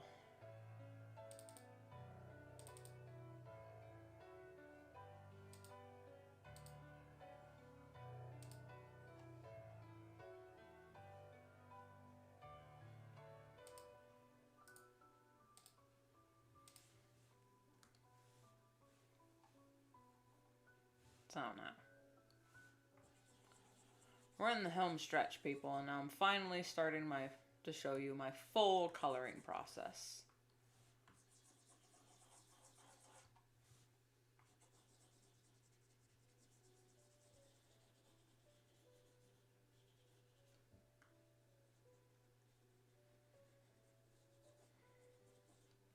Now, when I used to do these pages, what I would do is each character would be on their own layer. And then I would just render everything down. But then I would get so lost in, like, which layer is who. But then I did, alright, let's put everyone on the same layer, and their colors are now, like, separated by layers. But then, like, I would go to blur one person's layers, and it would blend into the other person. I would have to keep erasing. So, like, I'm doing now. So then I thought, okay, let's actually think about what we're doing for a second.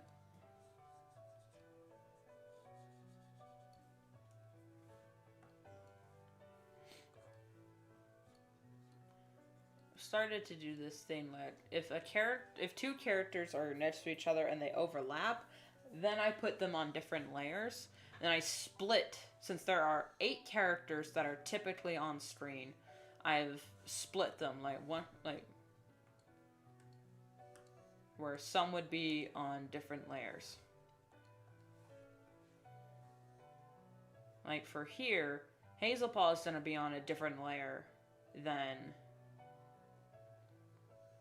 Splashpaw, but I was like, is he going to be on the same layer as Lionstripe, or is Lionstripe going to be on the same layer as Splashpaw? But Hawkfang is going to be on the same layer as Splashpaw because they're far enough apart, and they both have a lot of white in their designs, and they're opposite each other, so then I can do that. But Shorttail can also be on the same layer. So let me get Shorttail's ref. Start plugging him in.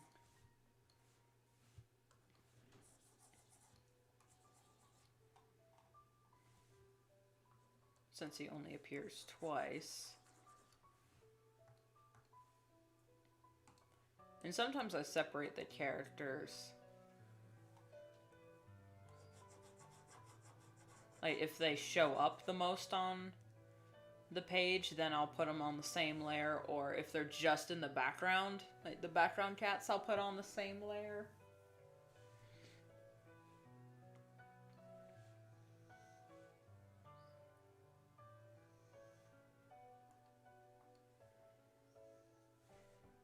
Let me get the base colors down first, is what I typically try to do. And then what I've been recently doing, I've been separating the layers not by character, but by color. But sometimes I'll do it a character at a time, because I don't want to have like 50 references open. And say, okay, I got that character done. But I'm wondering if it's more efficient to just do, alright, here's all the white, and here's all the stripes, here's all of the ears and mouths and noses colored, but because I tried to make everyone's mouths and noses the same colors, but for like older references, their colors are slightly different.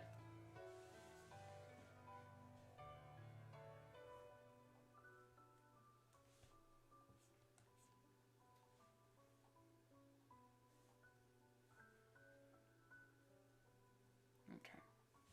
Next layer is the white. And since these 3 characters have a lot of white on them, but not being a solid white, I can do this.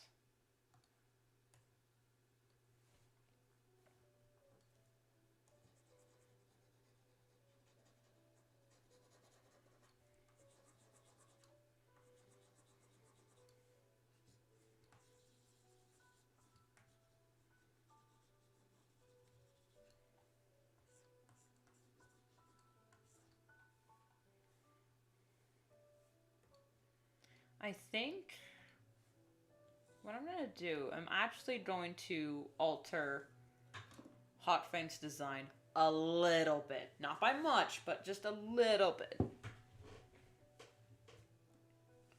What I think I'm going to do is when I'm going to plan it out to where page 100, when page 100 goes out, I'm going to go on hiatus for a little bit. But I'll still continue working on it like off, like away from the internet, just so I have a backlog. Does it have, it's not on his tail, okay. But by the time page 100 rolls around, it will be, because I did the math, it'll be July-ish. And that's when I'm gonna have to switch to my summer schedule. Like June, July. I'll switch to my summer schedule. And that's when I work nights.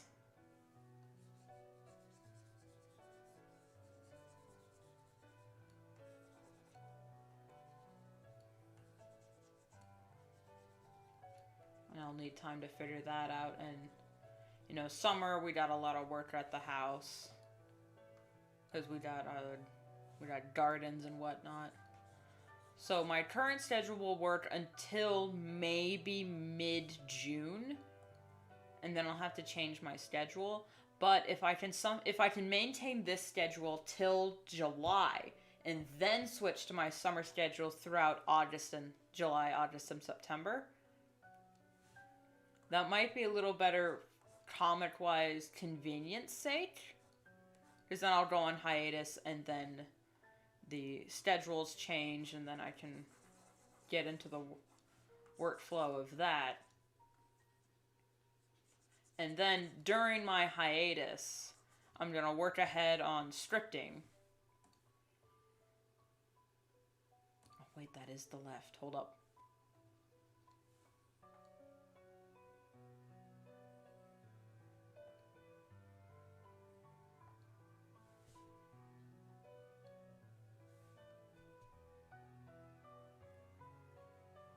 Did you realize I almost colored a character wrong?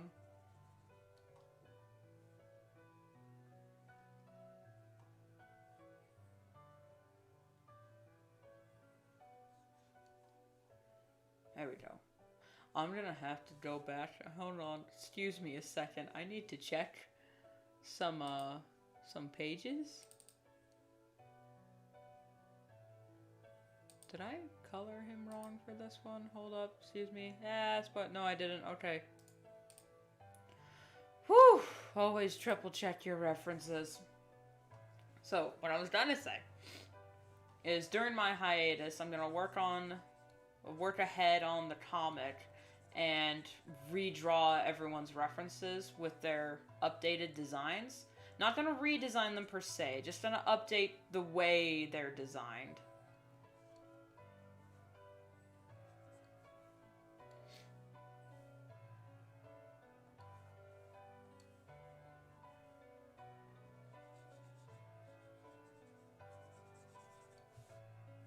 Oh, that's stuck there. And then I might, you know, I'll also have a stream designing new characters, because I have a bunch of characters that are gonna show up for the rest of that from like 100 on is when we're gonna start introducing new characters.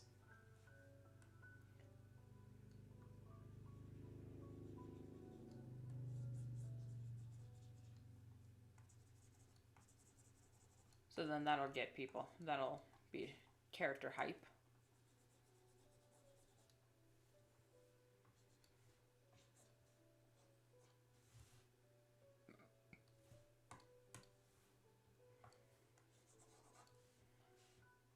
But then during that break, I might take the time to start working on a different project more openly. Not ditching it, I'll just be taking a break on drawing 2 pages a week. Because I do have this one story that I really want to get started on, but I'm not sure how much I need to have in development or how much I need to have done before I start trying to get it out there, because I want it to be a graphic novel and I want it to be published. So I'm just wondering what route I need to take while I'm also working on the story, which the story element and working on like scripting it and whatnot and character design, I'm mostly done with that, and I'm good on that department. I'm just wondering what route I'm going to take. Okay, and then I can do her markings.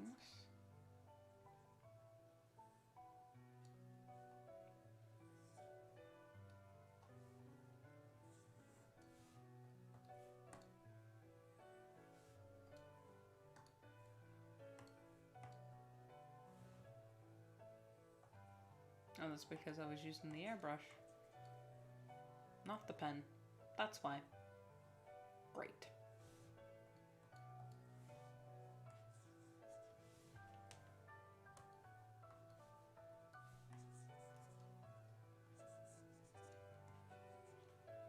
Okay, also, completely random. Why is it so hot in here? Completely random.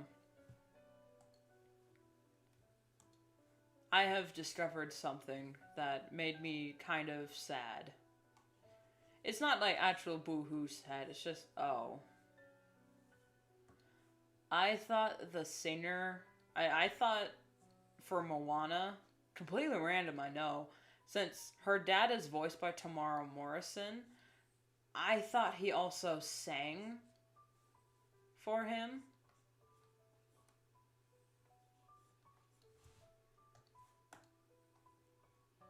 But he didn't. It's the Broadway Hamilton guy. Which, nothing against his singing. I do like his singing. It's just, I thought, I don't know why, it's just in my memory. It's like, it sounded like Tamara Morrison was singing. But I know it's not. Now, re-listening to the song, it's like, wait, that's not him.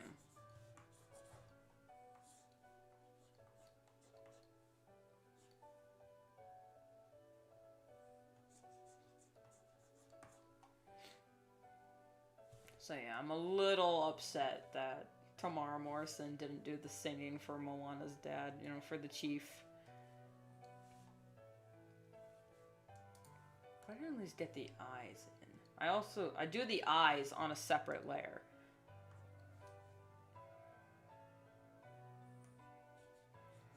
And that's just for rendering purposes, because I used to do the eyes on the same main layer of the coloring, but then I would just move, that's bad.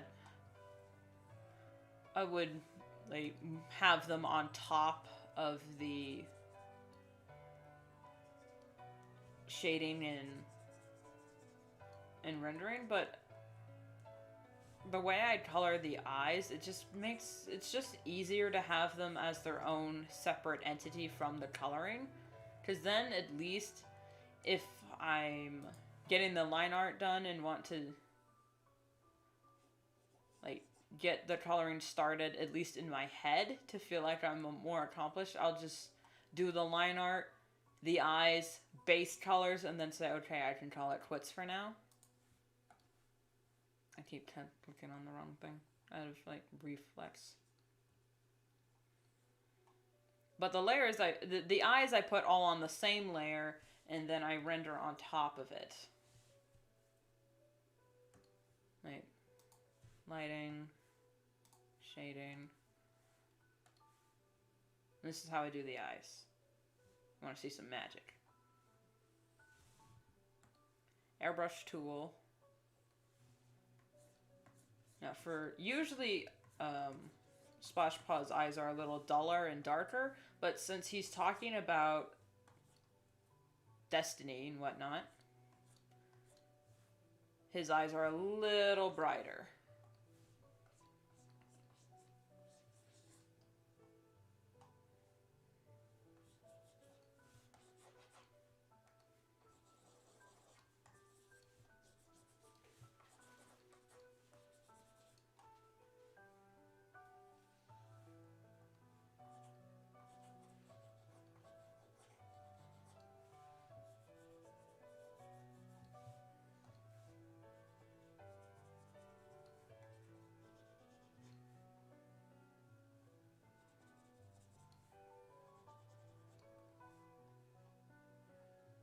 There we go.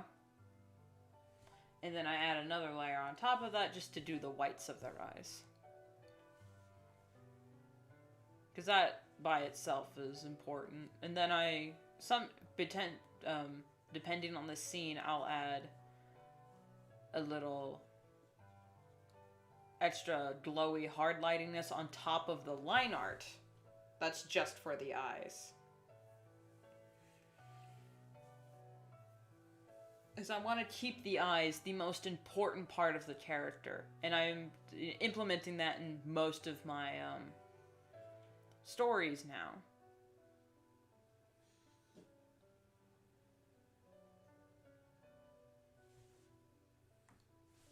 Alright, Splashpot. Oh, no, he's not done. Nose and ears,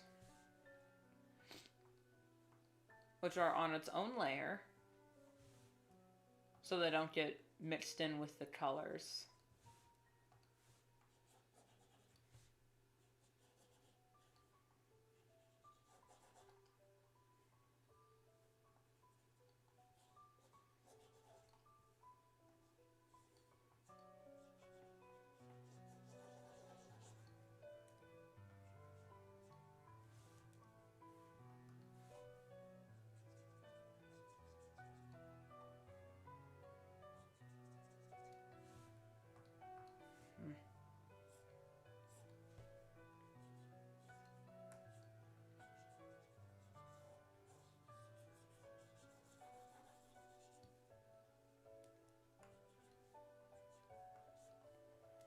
Also, I'm gonna redraw all their references because in these references, their hair and, yeah, see, now, and wefts weren't consistent.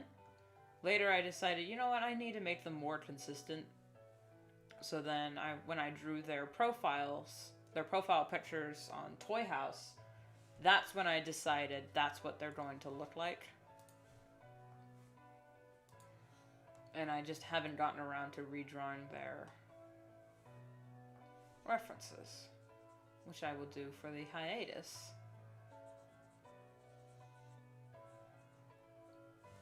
And I won't rush myself. Because I started working on the comic in July of... Oh god. How long ago was it? But yeah, I started the comic in July, so it only, like, would make sense that page 100 comes out in July. Hopefully it comes out, like, not the same day, because I didn't have a set schedule.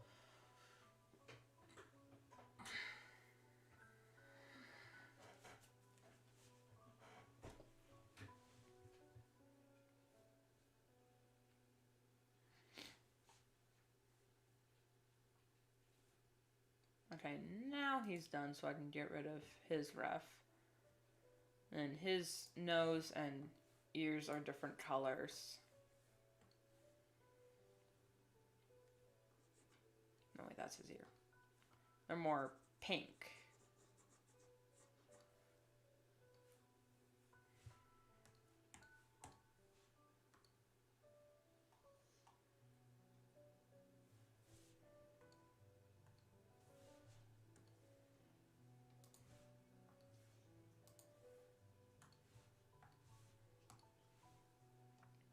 I think I'll just do the airbrush here.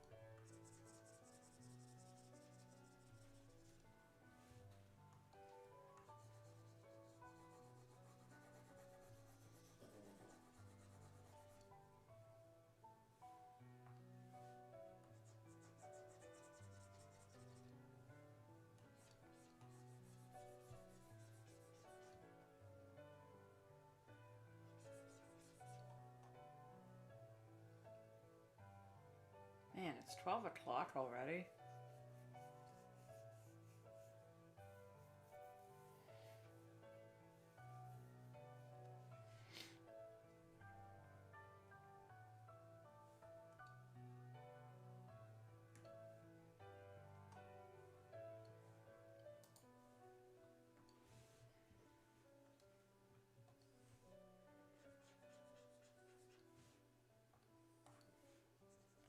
Anyway, the reason why Tamara Morrison not being the singer for the Chief got me kind of upset is because I'm not gonna be shy about this. I got a tiny man crush on Tamara Morrison.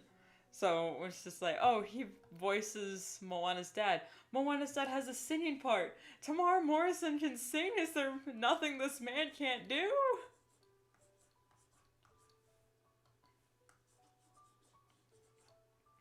I mean, we all know he can dance. Damn.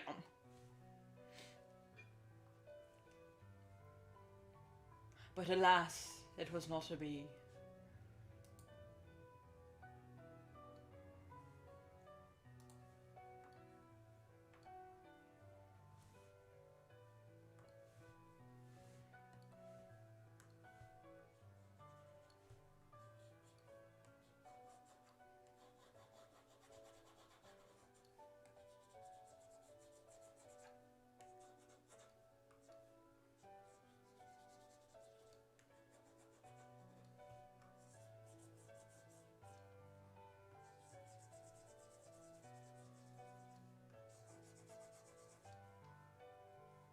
And the thing I might do is I might give her a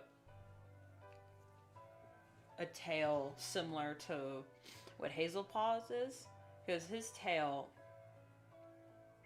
it doesn't have any white on him, but he's got a lighter bit that kind of like comes up from the bottom, but like cuts up halfway. So her tail would be like this. That's just so I don't have to worry, bother with all the other crap. But that's not her design yet. And I also might rethink his colors a little bit, especially the eye color, because his eye color is not as pigmented as everyone else's, because I have 3 characters so far that have green eyes, and it's only gonna get larger with her kits! I forgot her kits were supposed to be with her. Oh my god. So glad I remembered.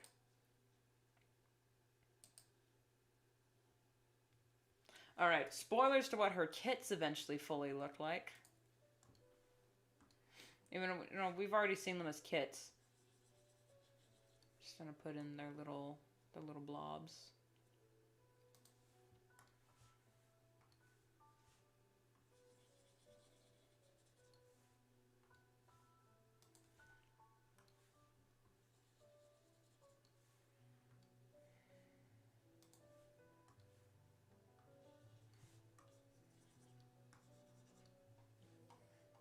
There, so now you can just see the little blobs on her belly. Then those are her babies.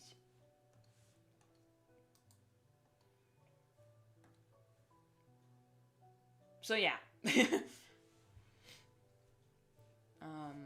Her brown needs to go here.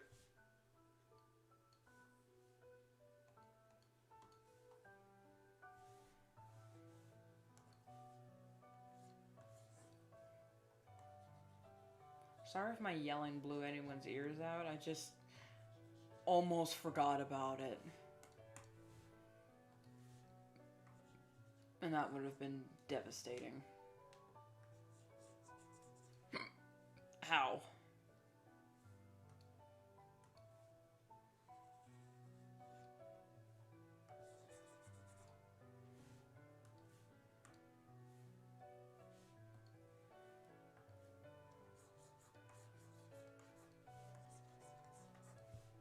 See, now that I put the colors on different layers, at least I try to.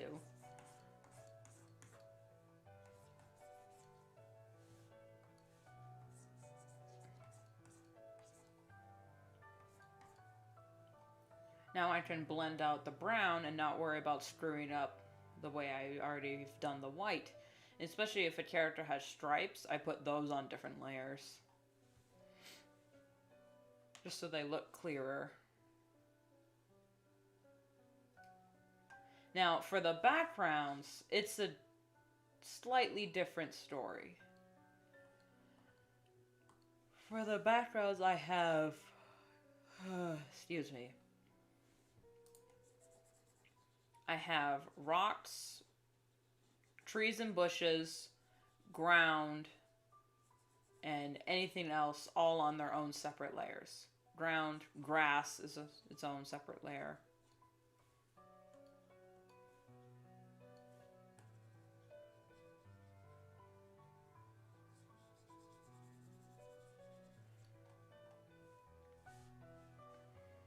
So that will be the rock, bush, okay.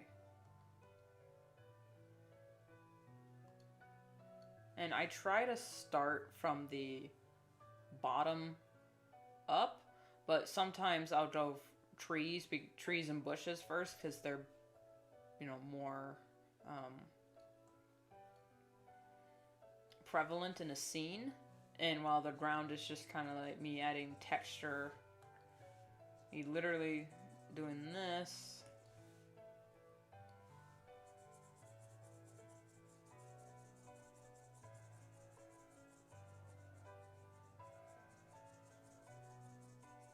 Because the thing with coloring that I really like, it's all about texturing. Like when some cosplay artists talk about how much they love weathering, the texturing is the weathering of illustration for me.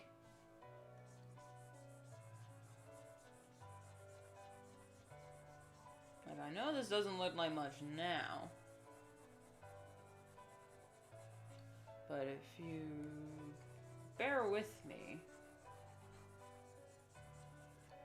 and then I put another layer on top, when that will be the grass.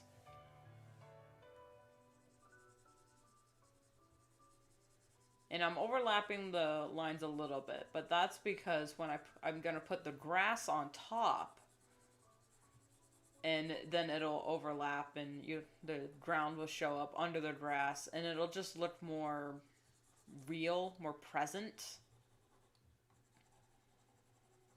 and just being mindful of where things go. And again, it also doesn't have to be solid because I put this green as the base layer.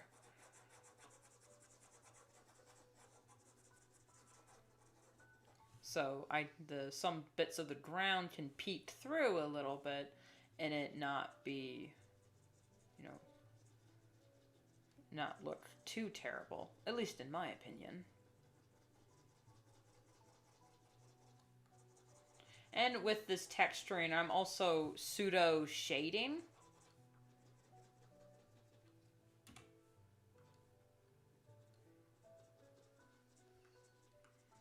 Like if something's under a bush or a tree or a person,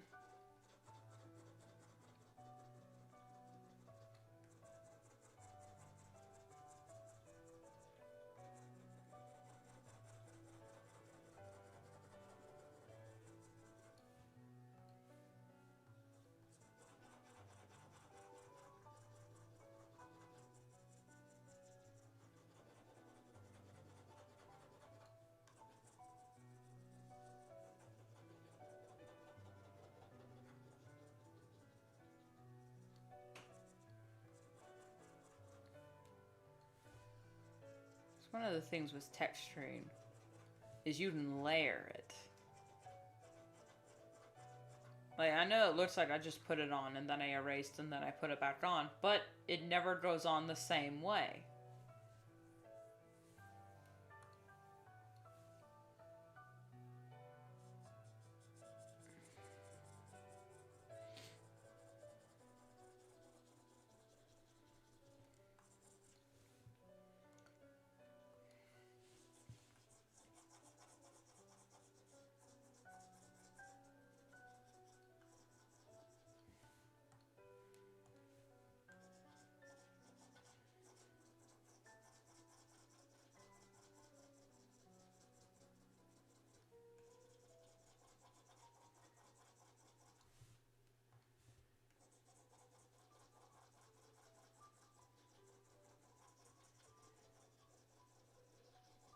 The thing with the backgrounds, I'm trying not to go too crazy with the backgrounds, is I haven't colored in the rest of the characters yet. So, some things are gonna get covered up. But that doesn't mean I can't make it look, color the backgrounds and then put the characters on top, so it doesn't look like, I've warped the world around them. But then you might also risk making them look like stickers.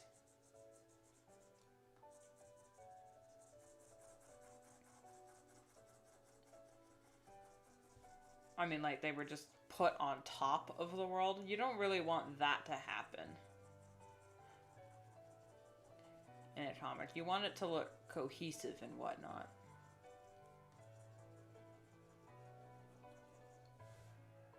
I think I'm gonna add a bit of some abstracts in the background. And that's the ground.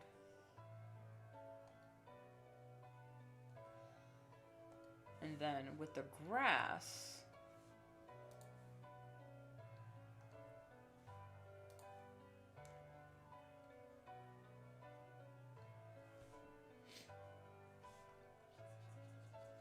is where I get to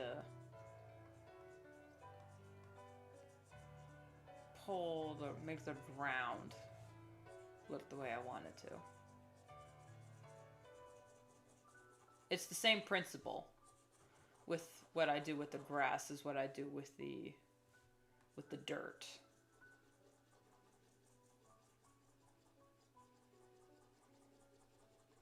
And I know these are bushes, so they're gonna go on top of the grass.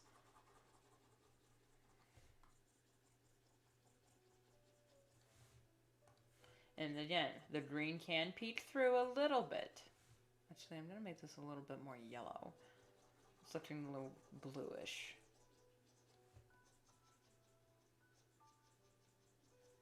And if you accidentally go over the lines, oh well, you can just erase. And this, there is a path here, with, leading lines and whatnot. That's the one thing I learned from photography about leading lines.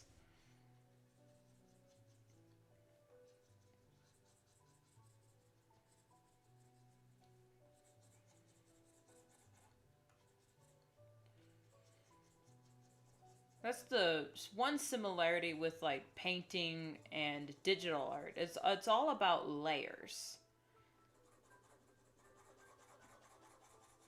It's about how you layer things on top of it.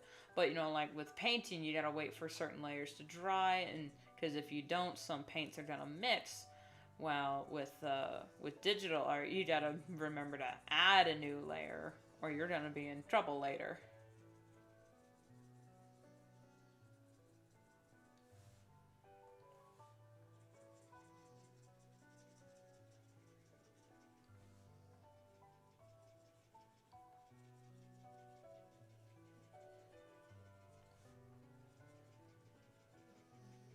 And this light green is not the highlights, even though it can be used as a highlight. It's actually just different color grasses.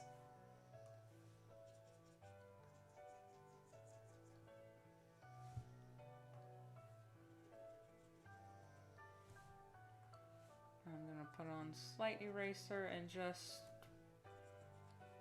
pull it away from the dirt a little bit, just so it doesn't look like I've plastered it on there haphazardly, even though that's exactly what I did. But shh, you don't.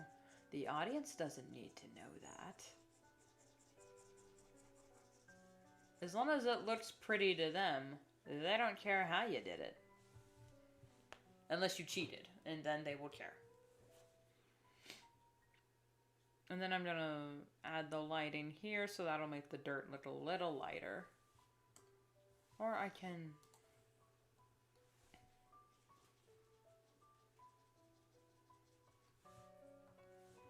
make it a little bit more gray in certain areas. To show that there's like bumps in the road. Or divots. And where light is coming in.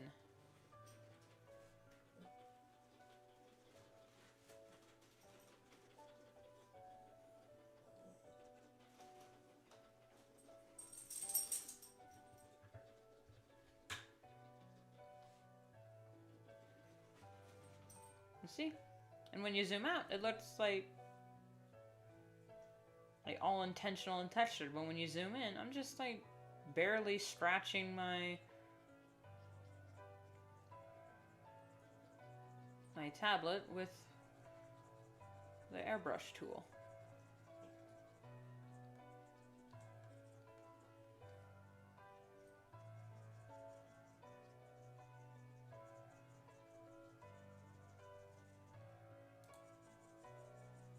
And you don't have to use the set colors. You can just like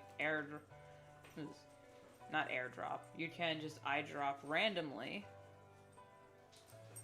Make it like, oh, this is too present. Let's break it up a little bit. And there we go. Hi. Do you need a potty?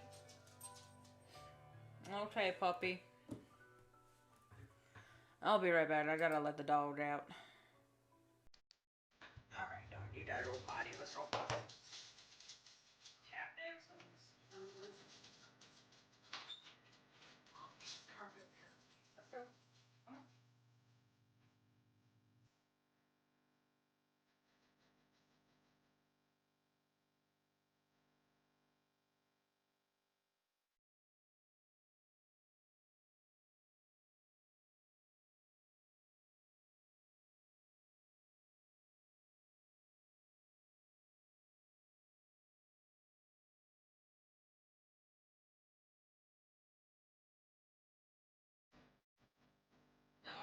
That's what's fun in this room.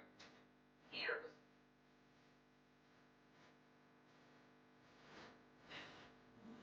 It's never fun. Alright, I'm back.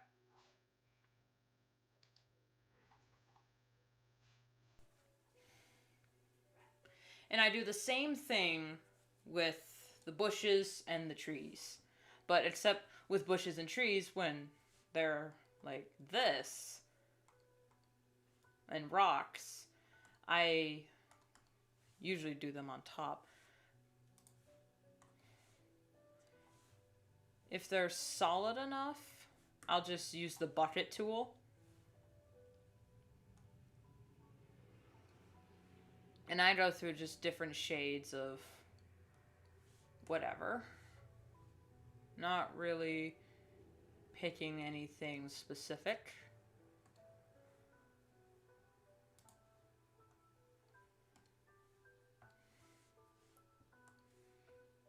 And then I add a clipping mask. And I do this one thing where I undershade.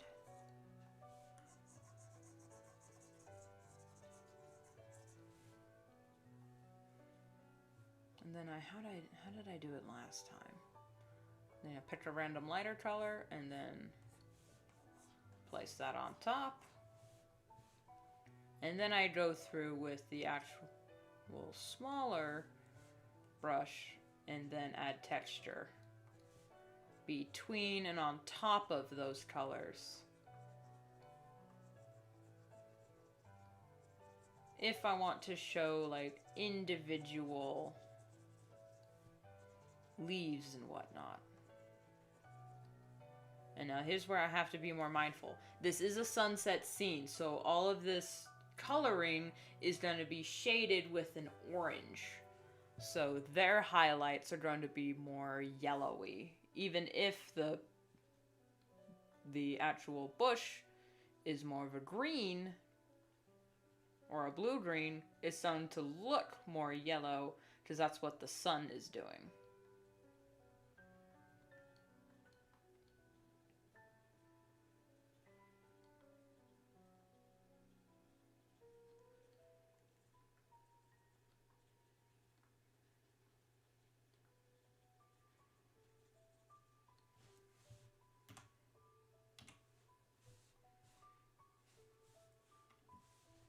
actually.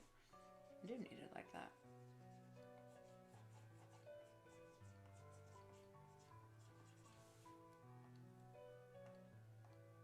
Oh god. And then I also do the same thing with the shading. Under, this is over and between the base shading I did, just to give it a little bit more dimension.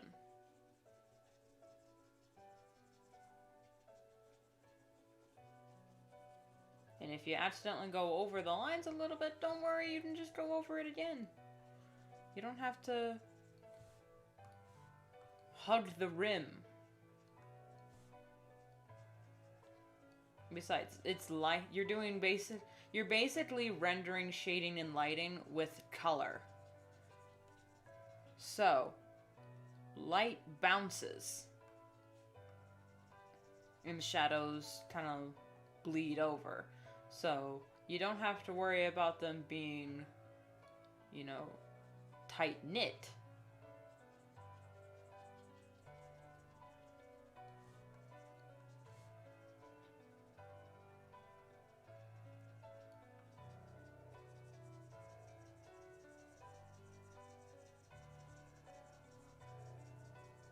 And as long as you're just giving, like, the base idea of what it is, you don't have to go too crazy. Like, this is just me going overboard because I like to. I'm done with this bright yellow color. So I can go back in with this darker green, but not the darkest green on the bush, and just kind of add some other colors back in there to differentiate leaves and whatnot. Because a bush, all it is a bunch of leaves that are connected by twigs. That's all a bush is, really.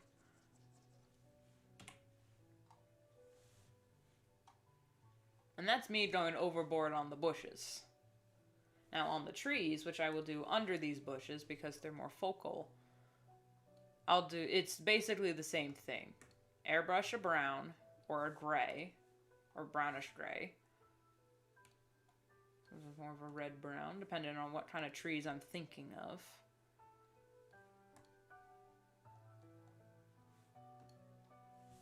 And then add a clipping mask.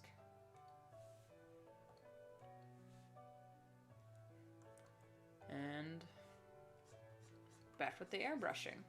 Although with the trees, I am shading more than I am rendering color. Because with trees, it's all about texture on the bark. See, two different colors, one darker, one slightly lighter, thinking about where the light is coming from. And just barely, like, don't heavy-hand it. Learn how to be more fluid with your wrists. So you can just, like, do, like, that because it's coming in from the side, and maybe 2 lines, and there you have a tree.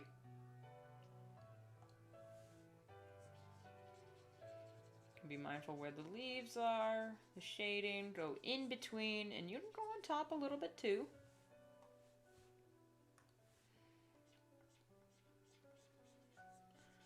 And where the trees are, the bark, what type of bark it is. You don't have to know all this stuff, just how does it feel? And there we have some trees. Easy trees. With literally little to no effort at all.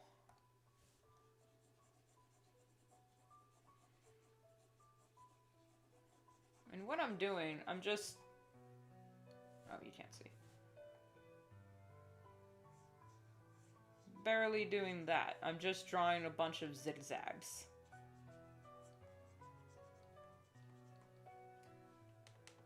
And that's how I get my different textures. but layered on top of each other, it makes something that looks a little more complete. Or like I spent hours on it. But then when you zoom out, it's like, oh wow, these are perfectly rendered. Not perfectly, I don't want to get too excited. These are rendered trees and ground, and look at all of it coming together. Oh, that must have taken you hours. No. I'm literally knocking it out of the park right now.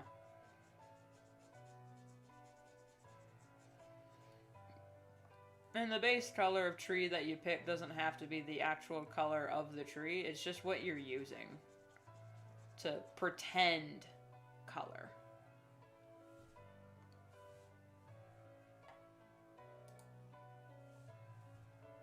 And since these are the main bushes between the trees, but technically on top of the trees, but they're actually behind, but I don't want to like kill myself trying to get the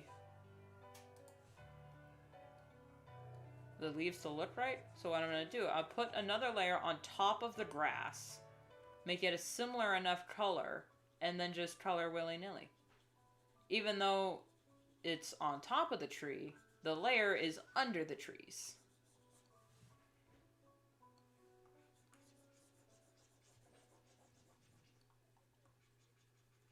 So there.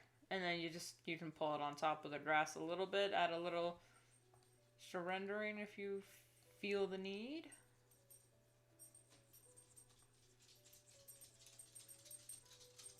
Hello, Elias. Back from your poo.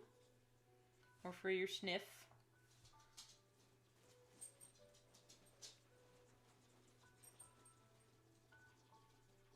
Now when it comes to like rendering, like layering backgrounds, then you have to be a little bit more mindful of where and how you're coloring, because like this is gonna show up slightly on top of this back layer, but I'll just put the layers underneath, so of course it's gonna be on top because that's where it is. And some people, when they do rendering and shading, they use the gradient tool, which you can. It's just I don't like screwing around with that thing, and I'm gonna put these layers on the same one.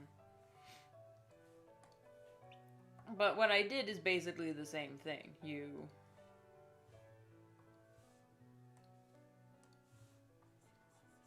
like have a lighter color and a darker color, put some in between, pull it, and then you can use, if you want to like just use the gradient but you still want some texture, just use the smudge tool. Just use the smudge and pull it around a bit.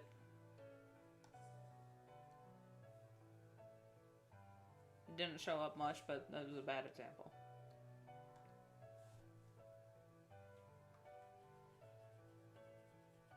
If you don't want to blur it, but want it to look softer, just take the smudge tool and pull it around a little bit.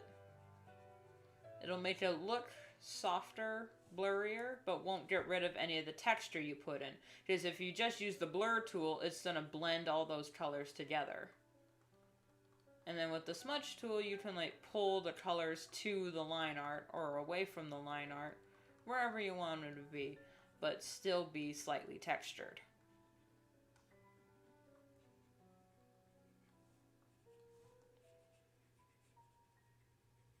I don't think there's anything else I can add to that.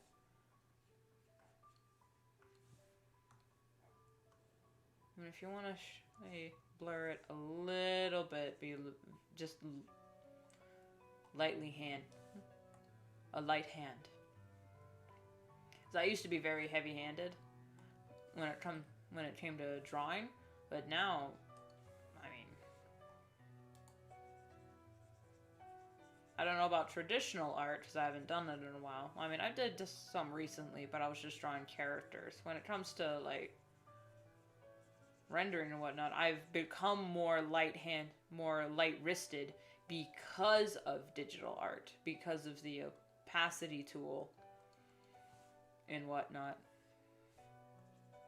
Because I used to be very heavy-handed with my line art, but then be really mad that the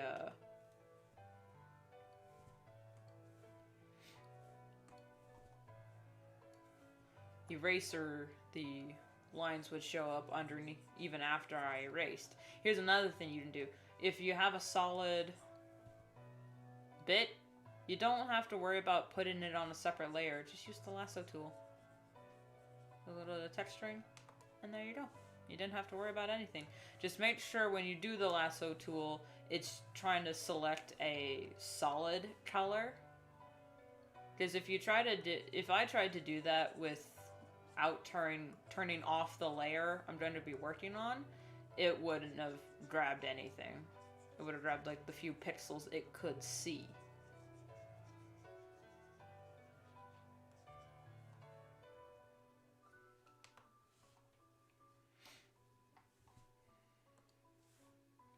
And then all together, it's looking pretty good.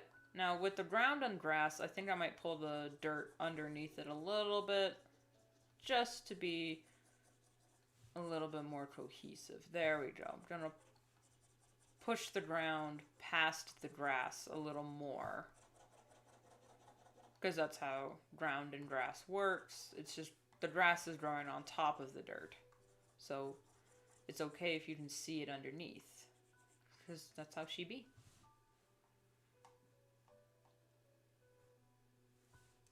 I'm going to start working on the background here.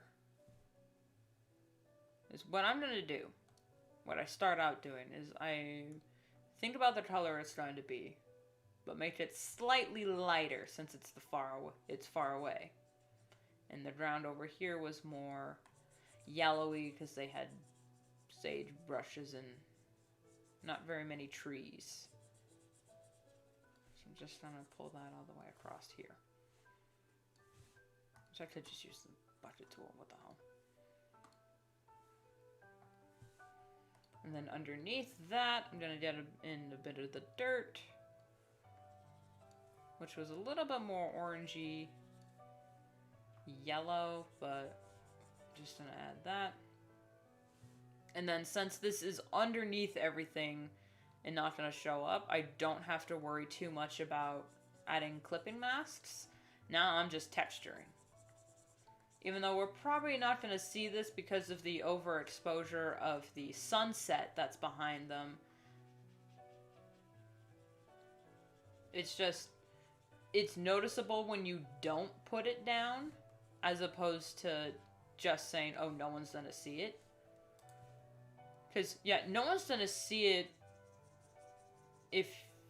no one's gonna care if you don't put it down, but if you do put it down, people are gonna notice it's there, and it just adds a little bit more interest to the piece.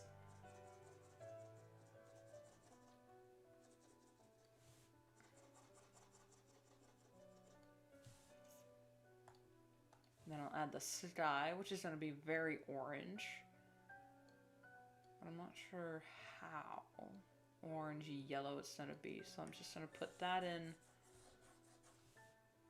for now. And then when I do the sun, that will be on top of the line art.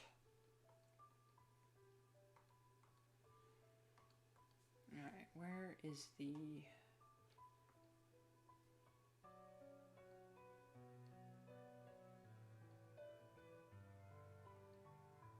Okay.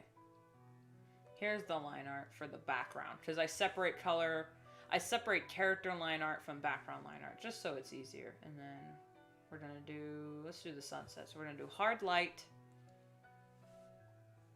And then just put it in barely what we want it to be. Maybe a bit of red in there. Some white. And then we blur.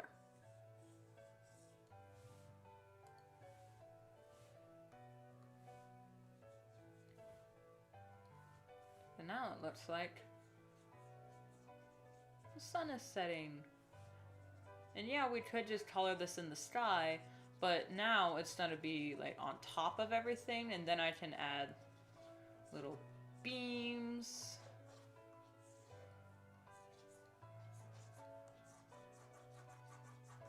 And do like the little solar things, which I don't know how they actually work.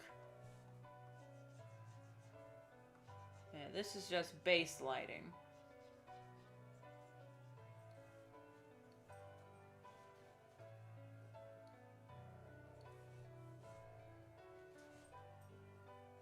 And then underneath that, I'll add another layer on multiply, which will be on a darker orangey red. And that's when I will add in all the shading. And then underneath this main lighting, I'll add the rim lighting. But still underneath the other lighting, because this is passing over, because these are rays and beams and whatnot. And since this is across the way, what I would do is add like a little bit of, under here, I would add a little bit of gray to make it look like it's far away so it's not in focus.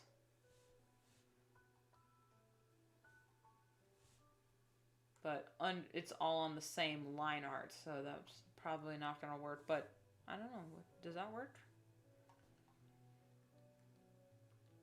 Most of what I do is just guesswork. I'm going to add another hard light. So being a reddish, so I can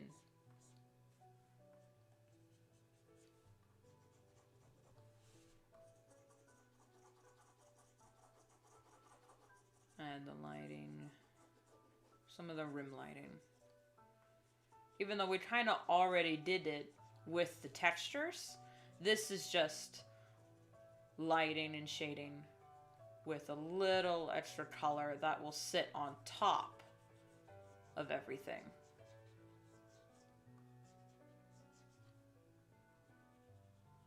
Because the thing with the hard light and the multiply is that it's not adding on solid color.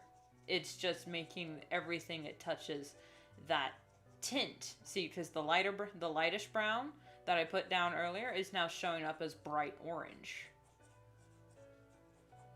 So now I don't have to do all that rim lighting work.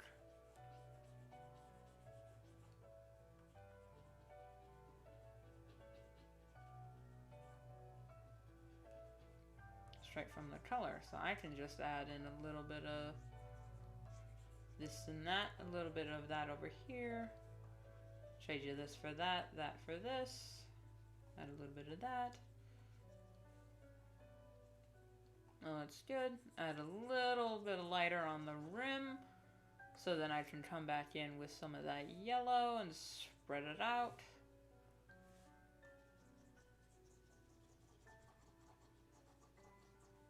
So kind of make it slightly out of focus. That's a little too pigmented. Slightly out of focus.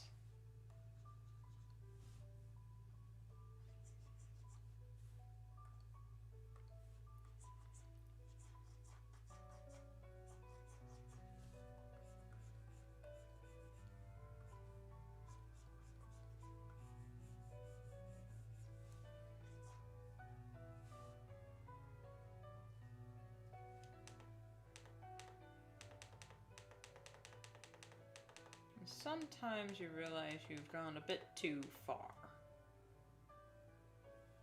Yeah, there we go.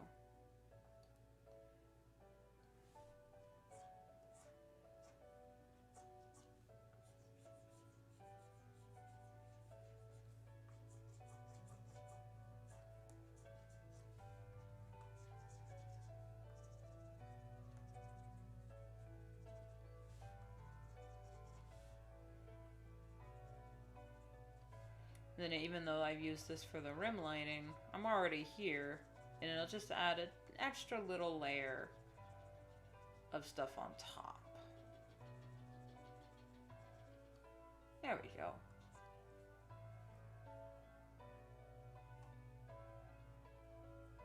And that's really my full coloring process. Nothing too fancy. just a bunch of layers, lighting, and BSing my way through. Alright. I need a stretch break. And, I mean, we got a lot done today. Doesn't look it, really, because nothing's finished, but... I mean, look at that sunset. That's just a money shot right there. Does nothing for the story, just to show you what time of day it is. But, oof, I live for these kinds of shots.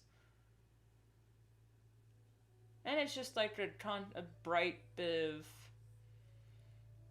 just color and just showing off. This is literally just showing off for the sake of the art. So now what you can do, and this would be the smart thing to do, which I need to remind myself to keep doing, is put things in folders. Like, just so you're not scrolling through layer hell like I am on the side. Yeah, you can kind of see it. Is put all of the character layers in a folder that says characters.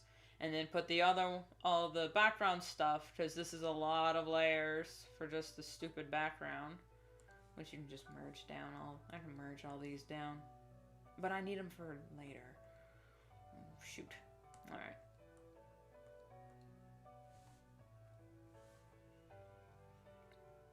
So you can just cycle through and not worry too much about... Where the hell is that? Oh.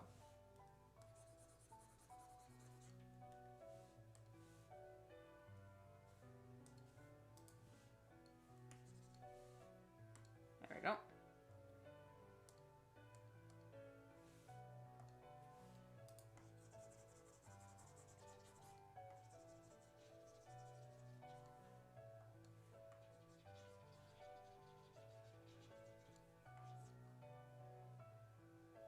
And since this is a wide shot, we don't have to worry too much about texturing and whatnot.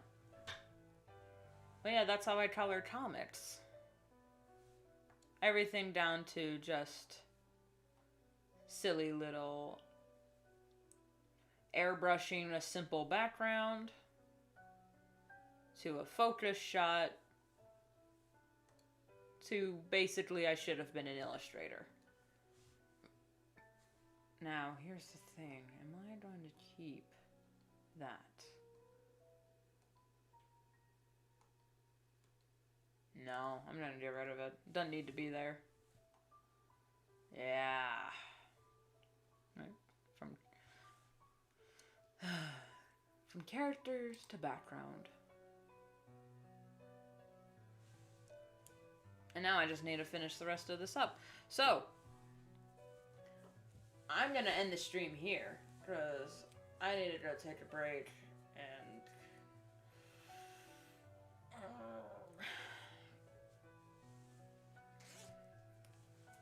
the thing with coloring, it's pretty mindless, so, but I also need to focus, and that's not really entertaining, just me sitting here in silence while I slowly render in a tree, which it's actually not that slow.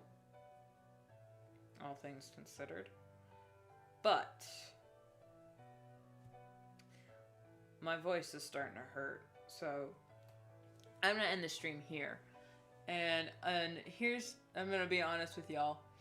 I don't know if I'm gonna be streaming this Friday. I mean, I have a plan, but I don't really have anything ready for said thing, for said project this Friday. And so this might be the last stream of the week, but then next Friday I might have something prepared. But who knows, something might change. The latest episode of The Mandalorian came out today, so we'll see how I'm feeling by Friday. Thursday I'm gonna be a depression burrito while I sketch the rest of these pages for the week. So, yeah, because I need to render page 92, because this is just 91. Technically, I am behind slightly, even though I'm a month ahead. Anyway, I can get rid of that. Thank you all so much for watching. Wow, hi stomach. I need to go get some lunch, because I didn't eat breakfast. And I will see you all maybe Friday at 12, but definitely Monday. So, yeah. Bye! You know, that's funny. Last stream, I actually did finish the objective, so that's a rarity.